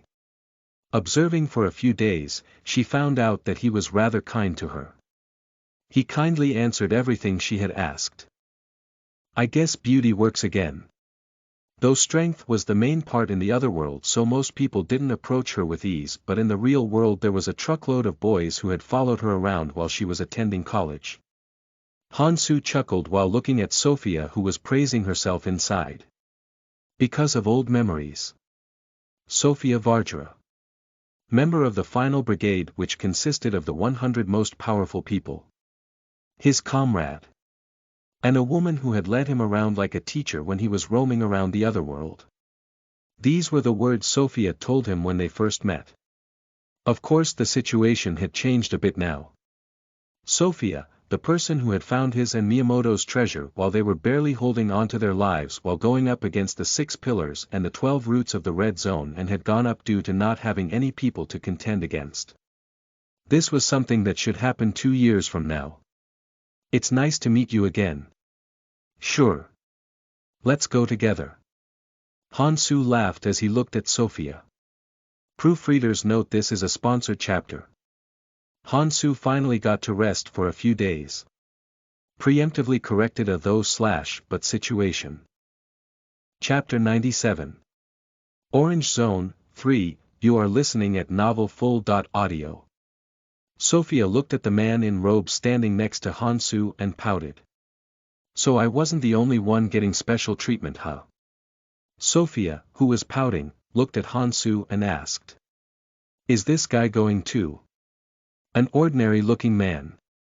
But that couldn't deceive Sophia's eyes. This guy. This is the guy we caught above the world tree, one of the 2 people who looked like twins. Though he had changed his appearance and was acting like a human being, numerous information was constantly popping up from. Hansu laughed as he spoke. This guy will help us. Apparently his hometown is over there. Is that so? So he came from the Orange Zone. You could come over to this side from that side. Sophia gave up after having numerous thoughts. Though she had gotten curious, Hansu would answer kindly until it reached a certain point and then just laughed it off. As if there was a reason why he couldn't answer. Sophia made an expression full of uncertainty but then shrugged her shoulders. Whatever. He probably has a plan. Anyways, are we only going as a 3? While the others are going like that? Sophia mumbled as she looked at the mobs of clansmen in the distance. Harem's clansmen, which numbered almost 10,000, were preparing to cross over while walking towards the distance. That was the smarter choice. A world where they didn't know anything about. It was better to go in numbers. Hansu laughed at those words. There's no point. Ha! Teclan mumbled while looking at Sophia, who was making a confused expression. Oh right. Where is this dimensional portal linked to? Though they can cross over to that side, all information from the other side will be disabled. Of course even Teclan wouldn't know where this dimensional portal connected to in the other world. Teclan mumbled while looking at the calmly shining lake. Coo! A huge creature was creating loud noises as it was walking around. A huge creature which towers over multiple kilometers in length. Though it was smaller than the calamity fish, the giant dinosaur-shaped creature that had the size beyond a human's imagination was smashing the trees beneath its feet as it walked. Though the trees of the forest towered over tens of meters with ease, the size of the Margoth was well over 1 kilometer. It was the same as walking over grass. And there were a few people watching that Margoth. Sak, a 4th-year asterisk of the Orange Zone, made a confused expression while looking at the distant Margoth and then spoke towards someone next to him. Ken. Hasn't it been over a week since the newcomers should have come? Ken also made a confused expression at those words as he nodded his head. Yeah. It has been long past since they should have come out. Then Ken thought of the time when he came over to this world from the Red Zone. He had run into the mirror because he had been chased by Emil Staden, the captain of the shock troopers from Harem, because he had accidentally touched his woman. Perfectly in time for the mirror that opened once a month. While he was swimming madly through the lake, a bright light shone from a deep part of the lake and Ken freaked out once he arrived here from the rough current. For the dimensional portal to be linked inside that thing's mouth. A creature which had a huge mouth befitting of its size. The place Ken had come out from while being shrouded in light was inside the Margotha's mouth. Damn it. If I was weaker then I would have died back then. Ken then looked at the Margoth in the distance that was opening its mouth wide. The Margoth, which had opened its huge mouth, slammed down its mouth onto the ground. Kudu-du-du-du-du. Though it looked like a herbivore, the reason why it had bit onto the ground was not to eat up the trees. The Margoth pushed away the trees as if they got in the way and then bit onto the ground itself. Gurgle gurgle, then a red liquid started to rise up from the ground. The Margoth hurriedly shoved its mouth in there and drank the red liquid at the same time as biting the surrounding ground. That I came out from there a year ago, huh? He was a third year back then with a rather sturdy strength, but if he couldn't come out from that mouth then one of two things would have happened. Get crushed. Or get swallowed. The worst part was those giant beasts that should only exist within stories used that mouth to eat every 3 minutes or so in order to sustain that huge body. If one can't adjust and move quickly then they would just get crushed inside that mouth and disappear. Ken shook his head while thinking of back then. There was no reason for him to care. Since they just needed to do what they had to. Hurry up and get lost. You bastard. Only then will they be able to accomplish their next objective. While Ken, Sam Sak and the others were watching the creature with anxious expressions, light started to pour out from the long horn on its head. Like a signal tower. As if it received information from somewhere. Sam Sak made a surprised expression after seeing this. What? Why does the dimensional door open just now? It has already been a week. There was no way that they wouldn't know the timing of the dimension door's opening. Once a month. Once light shone from the horns on the Margotha's head, the people who crossed over from the red zone over the mirror will randomly be teleported within the mouth of the Margoth. But why did it randomly open now? Gwoo! The Margoth, which was focused on its feast, made an annoyed expression at the strange occurrence within its mouth.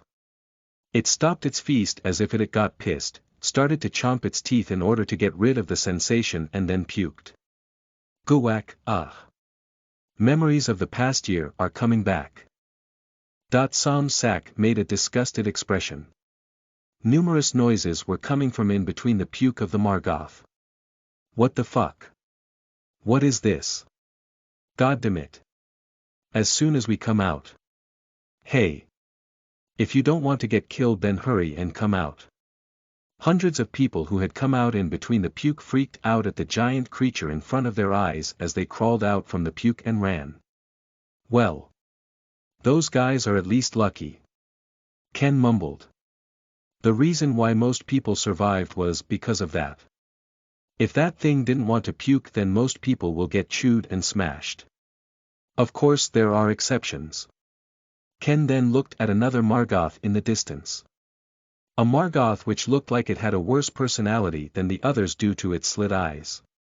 It was such a glutton to the point where it was constantly devouring the ground whilst its horn was shining. No, it was actually eating more vigorously as if it was trying to get rid of the uncomfortable feeling in its mouth by chewing it down. Ken mourned within his mind. Most Margoths puked, but sometimes there were a few that had bad personalities such as that. Those who come out from that thing mouth would just die like that. It's really a meaningless death. To get chewed up as soon as they got to the orange zone, which they had hopes on, after breaking through the tutorial and the red zone with hardship. While Ken was clicking his tongue, a strange reaction occurred from the one that was chewing onto the ground. Kowuk. It stopped eating and then raised its head. An uneasiness disappeared from its face as rage filled it up instead. The edges of its eyes got raised from the rage as it made the already angry-looking expression even worse. But that was only for a moment. Cool. The rage quickly turned into pain. A loud shockwave and a bright light following an explosion occurred within its mouth while it was making a painful expression. Boom. Boom. Kududa Kadak. After crying out from the sounds of things breaking and smashing apart, it freaked out as it opened its mouth in order to spit and puke out everything within its mouth. At that time tens of dolls flew out into the air. Ken didn't believe his eyes as he saw this. What? Who came up? Even Emil Staden, who chased him in order to kill him, couldn't make it cry from pain. Since its body was too big for it. Though it wasn't at the level of the Calamity Fish, the body which towered over multiple kilometers and the stadium-sized head had a durability beyond human imagination. Who at the level of a red zone? Someone flashed by Ken's head. The 7 who were thought of when one thought of the strong people of the red zone. Departed soul. But Ken shook his head. There was nobody who didn't know the faces of the departed souls.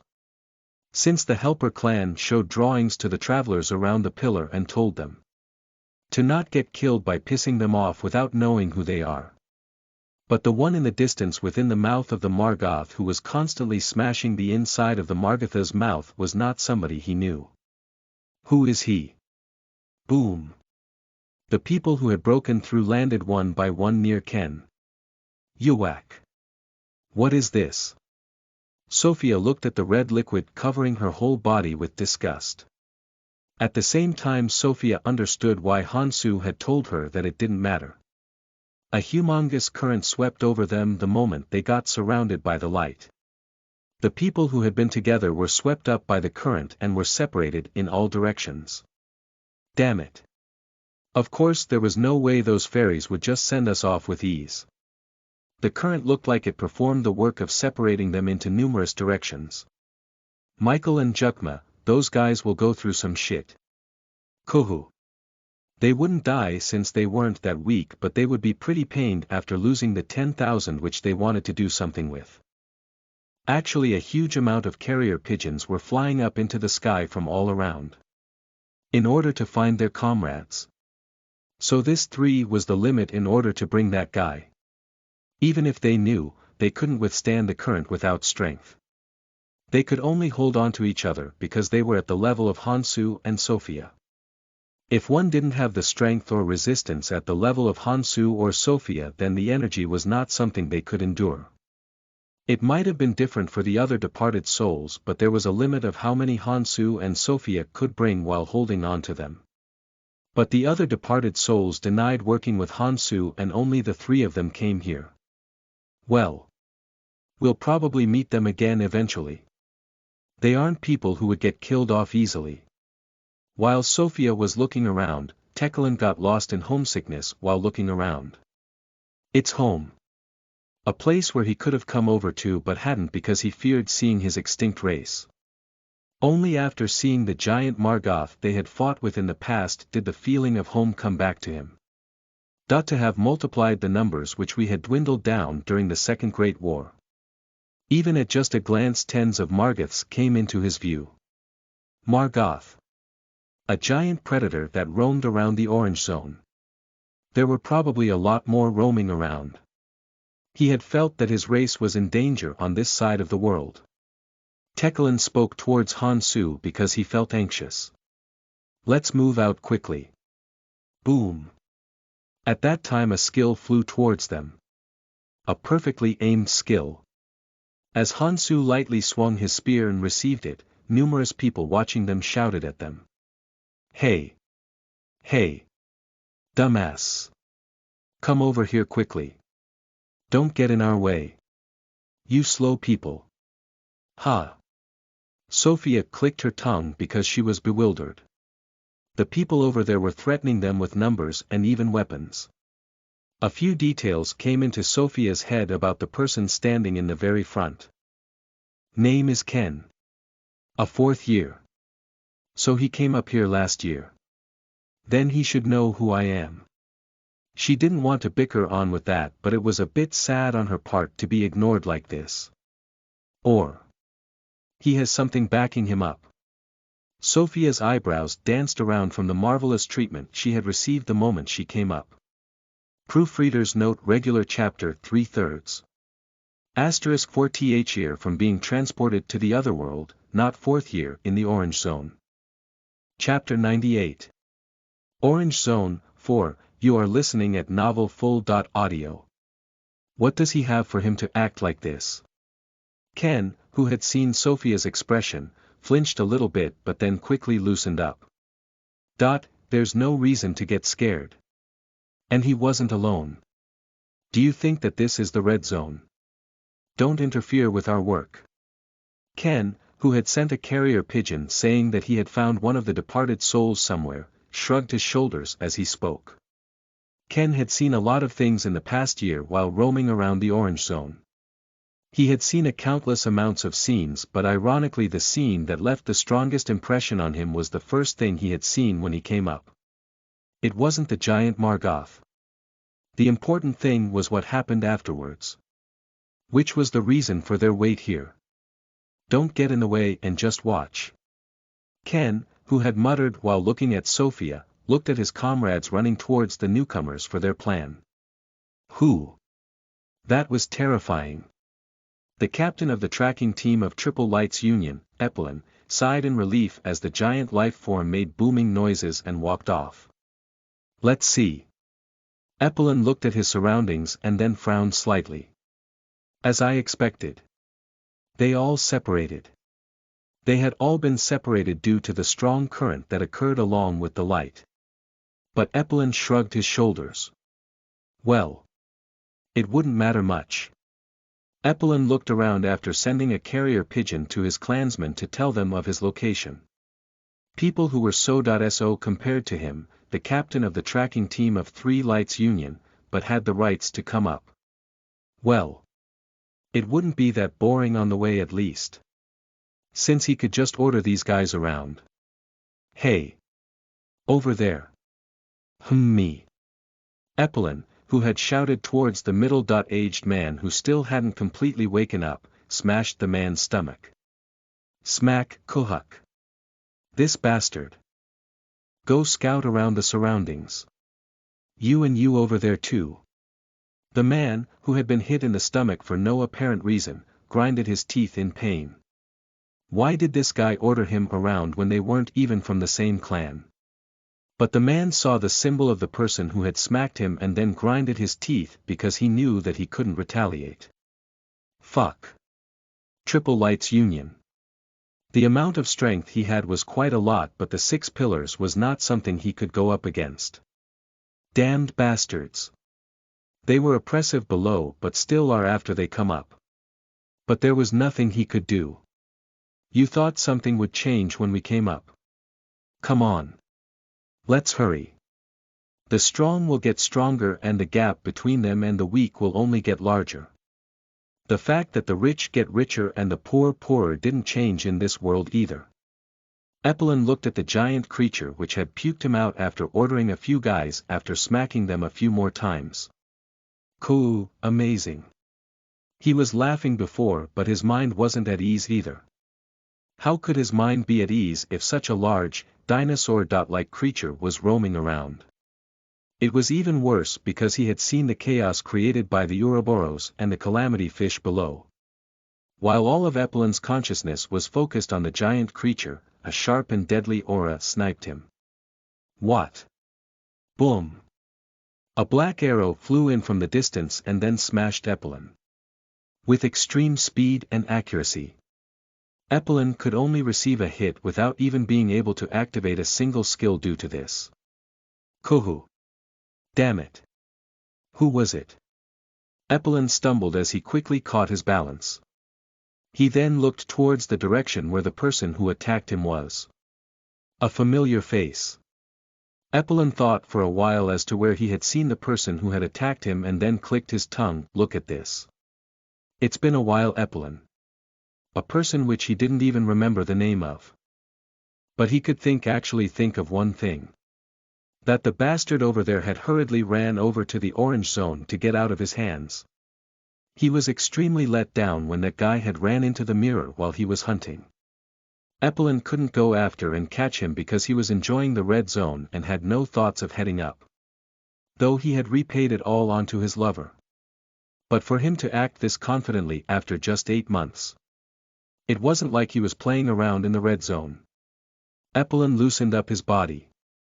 I regretted not being able to catch you then. This is good. He needed someone who knew well about this world anyway, so this was good. A person would at least know the basics no matter how weak they were if they've been here for 8 months. I just need to leave his mouth intact. Jaitai laughed coldly as he charged towards Epelin. Ken thought of last year. The group of people which had specifically targeted the strong people of the 6 pillars as soon as they crossed over. The 6 pillars and the 12 roots who acted without knowing how high the sky was were sliced apart. They had first thought that these guys wanted to massacre them and steal their artifacts and skills, so they had been frightened, but these guys checked their list and then walked off. And then Ken found out their identity after roaming around the Orange Zone for the past year. They weren't some incredible guys. Actually, they were people who were similar to him. Those who had been chased up. Those who had ruled around the Red Zone thought that 1 to 2 years of difference was okay, so they stayed behind in the Red Zone. To compensate for the hard times they've had. In order to enjoy. And during that time they trample upon others and have a joyful time. And those who get trampled by these guys run to the Orange Zone in order to survive. Like himself.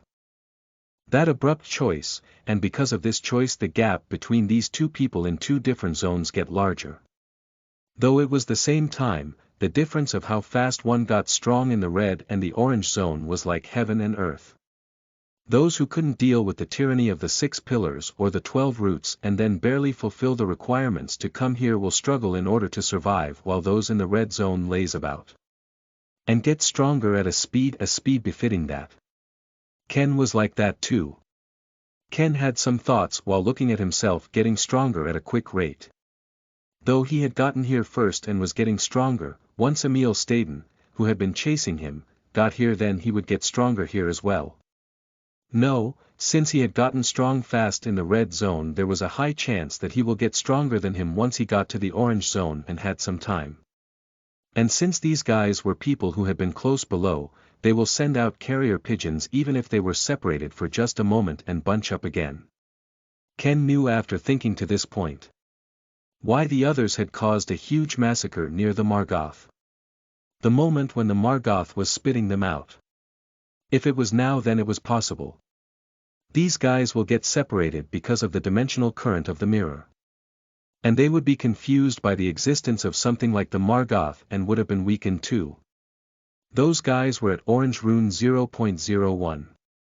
They were over 30% because they had hunted for a whole year. Emil Staden of the old days was something Ken had trouble even looking at. But Ken was confident now. That he could smash Emil Staden 99 out of 100 times if they fought now. Ken thought up to this point and then went to search them out.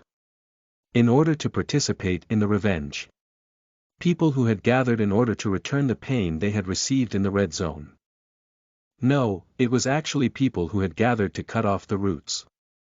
While they hated them this much, the people who came up wouldn't really like them either. And when those guys got strong again, then the thing that happened below will just repeat itself. Because of this they had to cut off their necks in this period where the door opened once a month. So it was a group that gathered once a month. Ken stared at the participants who were causing a massacre all around. You son of a bitch. Did you really think you will be able to live long after killing my friend? Die. You bastard. You didn't know that things would turn out like this. There was chaos everywhere. As soon as the Margoth made some distance from them, the people who had been on standby had assaulted the clansmen. Eppelin was part of the people who had been swept over by this tidal wave. Eppelin couldn't believe the reality. This is insane. It has only been 8 months. Eppelin, who had both his arms smashed apart, looked at the person charging at him with an expression of disbelief. And Jaitai was bleeding in front of that Eppelin but was in a much better state than Eppelin. Eppelin grinded his teeth and shouted to his surroundings. You bastards! What are you doing? Help out! As the people were watching from the side with an awkward expression, Jaitai shouted out coldly. If you aren't part of this, then don't butt in. This has nothing to do with you. Look. Our targets are just these guys. Then the people who had been looking at this situation realized that those words were true and quickly backed off. They knew even after looking at it for a bit. That the people who were charging at them were precisely charging at their targets only. And there was no reason why those from the 6 pillars or the 12 roots who were getting attacked would look as people who should get saved to them. No, it actually felt rather good. The fact that people who had been oppressing them and were acting arrogantly had gotten beaten up and sliced apart. This damned Eppelin made an expression of despair as he looked at Jitai slowly walking towards him. Ken, who had been invigorated from the massacre that was happening all around, smirked at Sophia. This place was a very honest world. In some way, much more than the modern society they used to live at. In society, once a gap was created between them, closing that gap was almost impossible. Like how no matter how much a normal businessman made, they wouldn't be able to get richer than the landlord who just laid about lazily. But this place was different. The moment they get strong and relax, a chance is created for those who struggle. The people dying off over there was the evidence for that. Those guys had looked amazing when they were below, but it was different once they had gotten up here. You guys are just departed souls. Just a title. Their attitude was the problem and not the strength. One would get left behind even by just lazing around for 1 or 2 years. Those who had been lazing for 8 to 9 years would be even further back. Those who had come in the other world at the same time as the departed souls could probably kill off the departed souls with just a press of their thumb.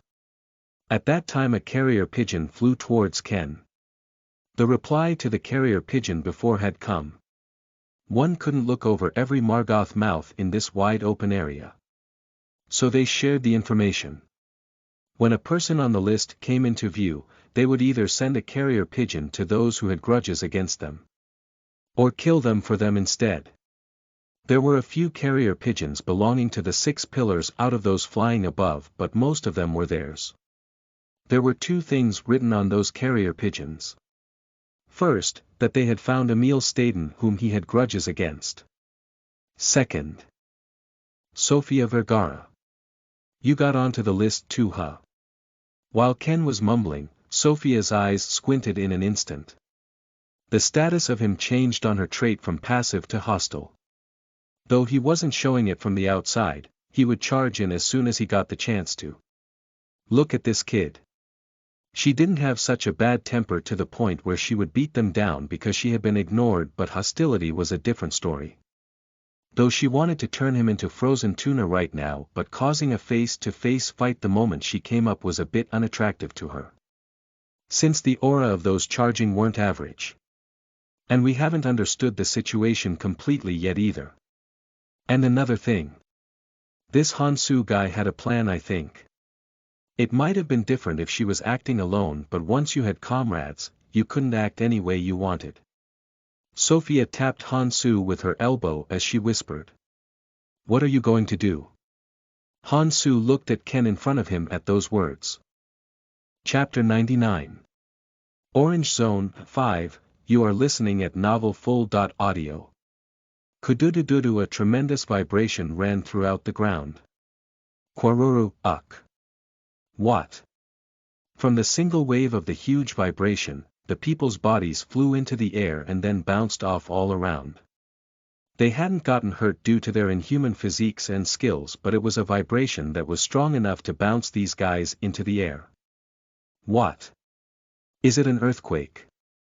But it didn't seem like even an earthquake would be at this level. While Sophia was shocked from the huge vibration, a huge sound wave rang from far away. Kuu, the cry of a Margoth, was loud enough on its own, but the level of this cry was on a different dimension. A cry which shook the heavens and was like thunder that pushed apart the clouds. Pain. While Sophia was frowning at the emotion that was carried upon that cry, somebody hugged Sophia from behind. Ah! Sophia was shocked at the sudden actions of Hansu. What is this sudden? While Sophia was blushing, Hansu spoke towards Sophia behind her. We need to fly away quickly, Sophia. Hurry. What? I don't have a flying skill. Sophia looked at the surroundings at those words. Damn it. Run to the shelter. God damn it. Why the clash already? Ken and the others who were killing and hunting were hurriedly running in all directions. Some went through the hole on the ground and hid. Another one used all their skills to harden themselves and then smashed their body into the ground. Some threw their body into the air and then quickly flew towards a direction. As the seniors of the Orange Zone were acting like that, the people who were getting attacked and those who were watching the attack started to follow them as well. Since that strange vibration and the actions of their seniors were enough to make them feel uneasy. Kuwang. The giant Margoths started to cry out as they smashed their heads deep into the grounds. At the same time they compressed their bodies as much as possible and stuck as close as they could onto the ground. As if they were trying to prevent getting flicked off somewhere. Sophia was dazed at the tens of hills that were created in an instant. What is going on? Teclan approached Sophia and then hung onto the back as well. And then spoke. I'll be in your care too. Female. Sophia suppressed the sudden rage which skyrocketed for some unknown reason and then started to activate her skill. Sophia's body carried the two male bodies and then started to rise high up into the sky.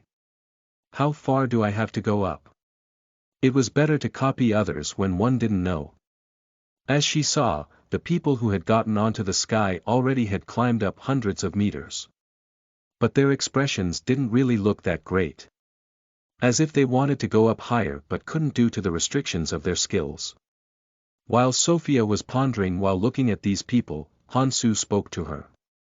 Since you've come all the way here, it's better for you to see it. Go up as high as possible. What? Sophia looked downwards at those words. Margoths that had shrunk down. But nothing different could be seen yet. Let's go up a bit higher. Sophia's curiosity was stimulated from the current situation which told her that something might happen. Sophia followed Hansu's words as she went up even higher. Though she had gone up hundreds of meters higher than the others who were floating in the sky, she still could not find the origin of the vibration. Just vast plains. But at that time another wave of the huge vibration rang throughout the lands. Kururururur, at the same time something smashed the ground after cutting through the clouds on the edge of the plains. Boom! Sophia freaked out after seeing something whipping around in the distance. Ouroboros. The thing that had been smashed on the edge of the land could be seen by their eyes. The beasts below were big as well, but the Ouroboros, which they had fought, was naturally thought of at the humongous size that wouldn't even be compared to them. Though it does seem a bit different. While Sophia was squinting her eyes to see it more clearly, Hansu shook his head and spoke. You'll be able to see it if you go up higher. It'll be hard to see yet. Sophia went up higher with Hansu and Teclan on her back at those words. After a long while after Sophia had reached the heights where the clouds had shrouded her body, she could see what it was. And where the vibrations had come from. Uaea. Sophia looked beneath her feet. It was a sea of lava all around. No matter where she looked, the only thing she could see was a sea of lava. A hell-like environment that no life could live on. But there was a creature living in such an environment. So we were above that thing, huh? The land they thought of as the land was actually not land. A giant beast that couldn't even be compared to the calamity fish. With that size it could probably be as big as a small country. For legs that were like the trunk of the world tree. And a giant body which could be compared to the area of a whole country which was being supported by such legs. The thing which had made her think of the Ouroboros was a long and thick tail. A giant cow-like head and a pair of horns that shot above the clouds. The giant beast had half of its body submerged within the sea of lava and was screaming out in pain. Teclan mumbled with a bitter-like expression.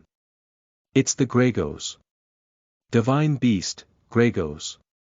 A giant beast that should only come out within legends and tales, which maintained its body temperature by submerging its body within the sea of lava, and supplied its body with energy by drinking the lava.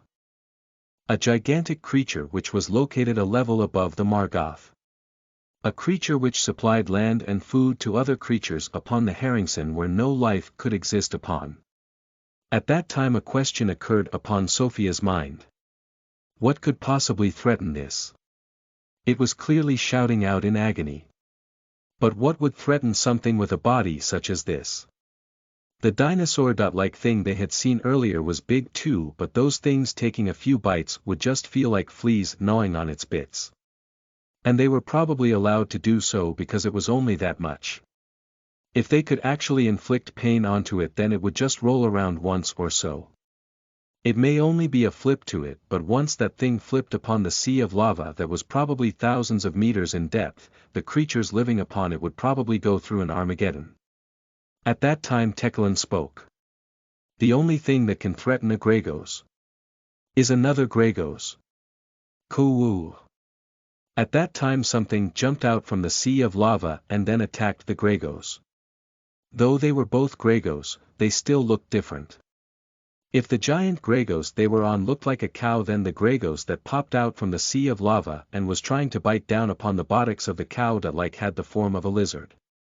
The lizard-like Gregos which had popped out from the lava opened its jaw and then bit down onto the buttocks of the bull-like Gregos. Then a battle occurred. The bull-shaped Gregos was much larger than the lizard, but as if it didn't want to fight, it smashed at the lizard with its hind legs, whipped its tail and tried to run away from it. The lizard-shaped Gregos continued to bite down upon the buttocks of the bull-shaped one as if it wouldn't let go easily. So that thing was a tail. Sophia then finally understood why all the creatures above that thing ran away in fear and tried to firmly tie down their bodies. Though the bull wasn't really fighting back vigorously, this much was still a calamity to those living upon it. Though they could live through the shockwave, what if they got flicked off into the sea of lava? Or get swept by the tail that was swinging from side to side? But that thing's a bit weird. Sophia realized that the attacking lizard and the bull had differences. No, their size and looks were both different, but there was another difference on the lizard. That the lower half of its body had blackened. She couldn't tell when it was submerged under the lava, but once it got upon the bull's buttocks with its front legs, she could see the blackened lower body. And as if the blackened lower body didn't move properly, the lizard only used its front legs and its mouth while it hung onto the bull's buttocks. Kuwang. Soon the bull-shaped Gregos had succeeded in flinging off the lizard and running away. Though their sizes had an impact, the fact that the lizard couldn't use its lower body was a major factor as well. The lizard looked at the running bull with a regretful expression but looked at the flesh in its mouth contently as it started to chew on it. Then a change occurred. The lower part of its body which was blackened started to recover its color. The lizard-shaped Gregos cried sadly upon looking at the color of the body that had slightly returned and then plunged its body back into the sea of lava. Let's go down. It'll be hard to catch up to the Gregos if it went off further away from us. Sophia stayed silent from Teclan's words and then slowly went downwards. Sophia looked around the surroundings after reaching the ground. Chaos. The giant trees had been all broken and pulled off and the Margoths were slowly raising their bodies while crying out in agony as if their bodies were in pain. Kuhak. The adventurers stumbled up as they walked off into a direction as they released their skills as if they had barely survived this time as well. It was just a lizard biting off a bit of the meat on a cow's butt. Since it was humongous in size even compared to the lizard, there wasn't a calamity this time. No, it was only this much because the bull didn't like to fight. If it were to madly charge with its horns like in a bullfight, then it would have been much worse than this. No, if that thing had lost. The bull had won because a small one had come. What if an opponent which the bull needed to fight against with all of its strength appeared? Or an existence which could devour the bull? Insane. Sophia looked at Teclan as she spoke. What happened? The lizard had half of its body blackened. Though Sophia had thought of Teclan as a nuisance when they had first come here, now she was very grateful for having him. From the fact that there was a person next to her who could satisfy her curiosity which was vigorously rising up. Teclan spoke. Calamity of death. What? It's the name of the calamity that destroyed our world. It wasn't that their race, the Acheron, had died from an epidemic. The things that had gotten sick were another existence. The divine beasts, Gregos. The giant creatures which supplied them with the land and nutrition they needed to survive. Their race, the Acherons, looked up to the power of the Gregos and then used their genes and invented the body modification which would strengthen their bodies. And that attempt had succeeded very well to the point where they had driven off the Margoths that had threatened them and had united their race who were living on multiple Gregos bodies. This was the Second Great War. But the spotlight of the Third Great War was not them. The Gregoses that had been inflicted with the calamity of death had gone crazy and started to chomp down upon the other Gregoses. And their world had embarked on the path of destruction in an instant. Since the Acherons and the Margoths were nothing but bugs compared to the transcendental existence, the Gregos. There was nothing they could do in a situation where the gods were jumping around and the lands were getting destroyed. Teclis spoke towards Hansu. You saw the Gregos. It's not weird for yours or my race to get killed off at any time. So I want to ask. How are you trying to save our race? Don't say nonsense like killing the Gregos that attack. The Calamity Fish or the Ouroboros were just extremely toned-down versions of the Gregos. The Four Calamities. These were merely toned-down versions they had created while researching the Gregos for their body modification. The transcendental creature, Gregos, was perfect beyond reason and much larger and did not have a weakness. A predator of a Gregos was another Gregos. Sophia made an expression full of fear at those words. Proofreaders note this is a sponsored chapter. There will be another chapter coming today, to make up for yesterday. Ekdud has his finals tomorrow, so the next chapter, after the other one today, will be on Friday. Giant creatures chasing each other like that is quite comical if you're not living on their back. Chapter 100. Orange Zone, 6, you are listening at novelfull.audio. Hansu laughed at those words. Of course that's a bit too far. How would I kill that? Hansu wouldn't be able to kill that no matter how strong he was. Their race was different in the first place and there was a limit to how strong he got from the things that came out in the Orange Zone. Like how the 7 departed souls didn't get infinitely stronger despite the countless years in the Red Zone. And even if he were to get strong enough to kill that thing, why would it let him kill it peacefully? During the time Hansu fights it, about half of the creatures atop the Gregos would die off. Each and every one of them are precious. He had to not kill them even if he could. Acheron, the race which were cultivating their culture throughout numerous Gregoses. The First and Second Great Wars had occurred because of similar reasons. Since only a limited amount of creatures could live atop of the Gregos. No other creature could live upon the Harem of lava other than the Gregoses. In order to maintain their life, they could only eat the bodily fluids of the Gregos or the other creatures that grew on that bodily fluid. But there was a limit to the bodily fluid of the Gregos. Since a great calamity would occur if they drink too much bodily fluid from the Gregos. Once a too large quantity of fluid escapes, then the Gregos will roll around the sea of lava, Harem, in order to maintain its health. In order to get rid of the parasites. So there was a limit to how many creatures could live upon the Gregos. Since there was a limit to the quantity of its bodily fluid despite its huge size and vast territory. There were even 3 Acheron tribes who had gotten greedy and had gotten destroyed in the past. No, even if they weren't being greedy, there were quite a lot of Acherons who got swept up by the Margoth who didn't know such a thing as restraint. Because of this, many Arachon tribes, who were each cultivating their own cultures, went through great wars with each other. In order to get atop of each other's Gregoses to take over the land and gather more things to eat. Or to get to a different Gregos before the lava bath of the Gregos started due to the Margoths. This was the First Great War. The Margoths weren't their original opponents. Since the Margoths were powerful beyond comparison to the Acherons. But one man's thoughts were different. The much larger Margoths drank a tremendous amount of bodily fluids from the Gregos. And because of this the man focused all his strength on developing the body reconstruction technology, united the whole race with this power and then swept off all the Margoths. This was the Second Great War.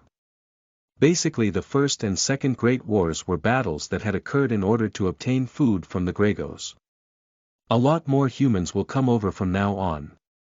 One Gregos that was being used as the starting area was enough since there weren't that many humans yet, but once hundreds of millions of humans cross over, then a single Gregos was not even close to giving all the humans a place to live.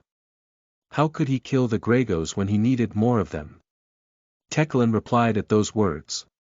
And dodging the attacking Gregos is a problem as well. Sadly, there are probably only a few Gregos left. Even if you unite all the remaining Gregos, you won't be able to acquire land that your race will live upon. Teklan had seen the Elvenheims who had expanded under the influence of the World Tree, so he knew the strength of the World Tree. He didn't know how long it would take for Hansu's race to cross over here, but if they borrow the strength of the World Tree, then expanding their numbers a few hundreds of times wouldn't take long. Since the World Tree sped up rate of growth, probably hundreds of millions or billions of them would cross over. And they needed tens of Gregoses in order to sustain that race. No, hundreds may be required to live on. They couldn't use all the Gregos as a place to live on. The Gregos had more differences with each other than similarities, and there were a few crucial conditions that were needed to be fulfilled in order for people to be able to live upon them. First, they could not have a habit of enjoying a hot bath by diving under the lava. And the smaller ones who got submerged under the lava could not be used. Their personalities couldn't be bad. Since they would try to fight every Gregos they see if their personalities were bad. Though the Gregos survive by drinking the lava, the ones with bad personalities will attack other Gregoses for stress relief or even as a snack. Of course, these things would not fight peacefully. They would roll around the lava and fight aggressively. And it needed to be large enough to survive through the sneak attacks of other Gregoses. The Acherons had searched through every passing Gregos thoroughly in order to find those who fulfill these conditions, and only after that had they moved. Since all the Acherons who had gotten on top of that Gregos would get massacred if even one of those above conditions wasn't fulfilled. They could only find out their movement patterns after countless years because they were so big and were laid back, but they had succeeded in dividing between safe and unsafe Gregos, and Teklan knew of this. But in order to find tens of Gregoses who fulfilled the above requirements, they needed to search through hundreds of Gregoses. There's no way hundreds of them would be alive. The moment the calamity of death was introduced, the number of Gregoses had declined at an extreme speed. Since there weren't many when he had left, there would be even less now. A strange unknown disease which only occurred to the Gregos. The effect of the disease was very simple. It would slowly eat through the infected Gregos and paralyze it. But there was a damned way to cure this disease. The body of a healthy Gregos. The earlier lizard was a Gregos that wasn't really aggressive. Though it was too small and as such it couldn't be used to live, something the Acherons had seen a possibility of being able to live upon once it grew more, but it had gotten that aggressive after catching the disease. It had attacked the uninfected Gregos in order to cure its lower body that was getting paralyzed. The peaceful Gregoses went insane and started to attack and bite off each other after the calamity of death fell. It was a problem even if they didn't get attacked. The Gregos that was infected thoroughly by the calamity of death didn't die but would slowly fall beneath the lava after having its whole body paralyzed. And not much to say for the creatures living atop of it. Damn it. Teklan grinded his teeth when he thought of back then. Since he had thought of back then when 23 of the 27 colonies atop of 27 different Gregoses had been smashed apart in an instant. A calamity which had befallen them during the happiness they had attained after driving off the Margoths. Hansu laughed at those words. That's why we need to cure them. What? How are you going to do that? Teklan shouted out because he was dumbfounded. Teklan had roamed the outside world after turning into a soul form. In order to find out a way for their race to survive. But they were not stupid. What would have been the first thing they would have tried to do after the calamity of death swept about? Of course they would have tried to cure the calamity of death. And they had been fairly confident. Since if the Elvenheims had a speciality at magic engineering like with the World Tree, then they were skilled at dealing with life and genes. But the result was a huge failure. They lacked time, manpower and leisure, as well, the calamity of death being different from anything they had seen so far. In the end, the 13 Acherons who had special physiques and could live through the soul converter left behind the Acherons struggling upon the Gregos while waiting for their doom as they headed to different worlds. But for a random guy to pop out of nowhere and speak like this, how would he not get pissed? Hansu merely shook his head.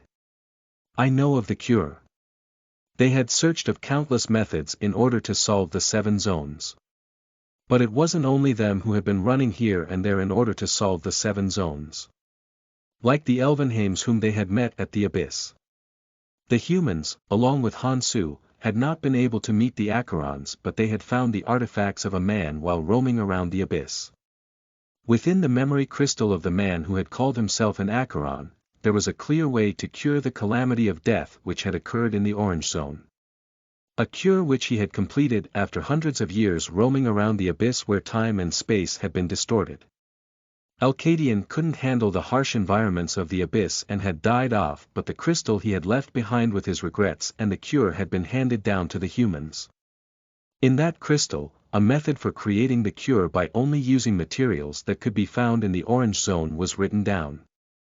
Alcadian had created a cure using the materials from the Abyss much earlier, but he had prepared for the instance where somebody landed upon the Orange Zone with only their body and had found a way to create the cure by only using materials from the Orange Zone.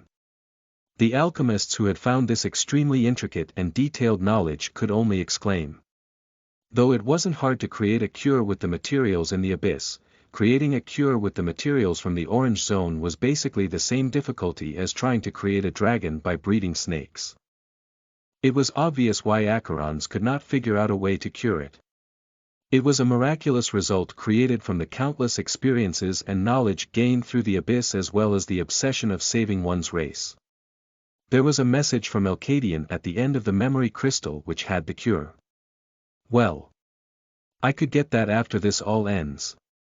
He could only receive those rewards if his work on the Orange Zone was completed. Hansu opened his mouth in order to finish his talk. There's something we need to kill in order to make the cure. What is it? Teclan decided to find out the details later since this guy was somebody who hid too many things and first decided to focus on solving his current curiosity. It was called the Margoth du Turatus, I think. Margoth of the Turatus lineage. Teclan sighed at those words. Damn it. It'll be easier to just put a hole on the skull of the Gregos. The Gregos wasn't reachable. Since they were placed far above where they could reach. But Teclan, who had participated on the Second Great War against the Margoths, knew the fright and strength of the Turatus too well. They had won against the Margoths but hadn't easily driven them off. They wouldn't have called it the Great War otherwise. It would have been called the Great Massacre. Margoth du Turatus. The most aggressive and powerful Margoth out of the 8 different kinds. It was the name of a beast which was the least numerous but had massacred the largest amount of Acherons. It seems like you know a lot. Then you know that the food of the Turatus are those Margoths over there, right? Teclan then pointed towards the Margoths which had puked them out, walking off in the distance while towering numerous kilometers into the air. Proofreader's note: regular chapter 1/3. Second chapter of the day, don't miss the one before. As said before, Ekdud has his finals tomorrow, so the next chapter will be on Friday. No chapters tomorrow, frowning face with open mouth. By the way, the new chapter of God of Coding, Coder Lee Yong Ho, is up and its schedule has been fixed. Check it out.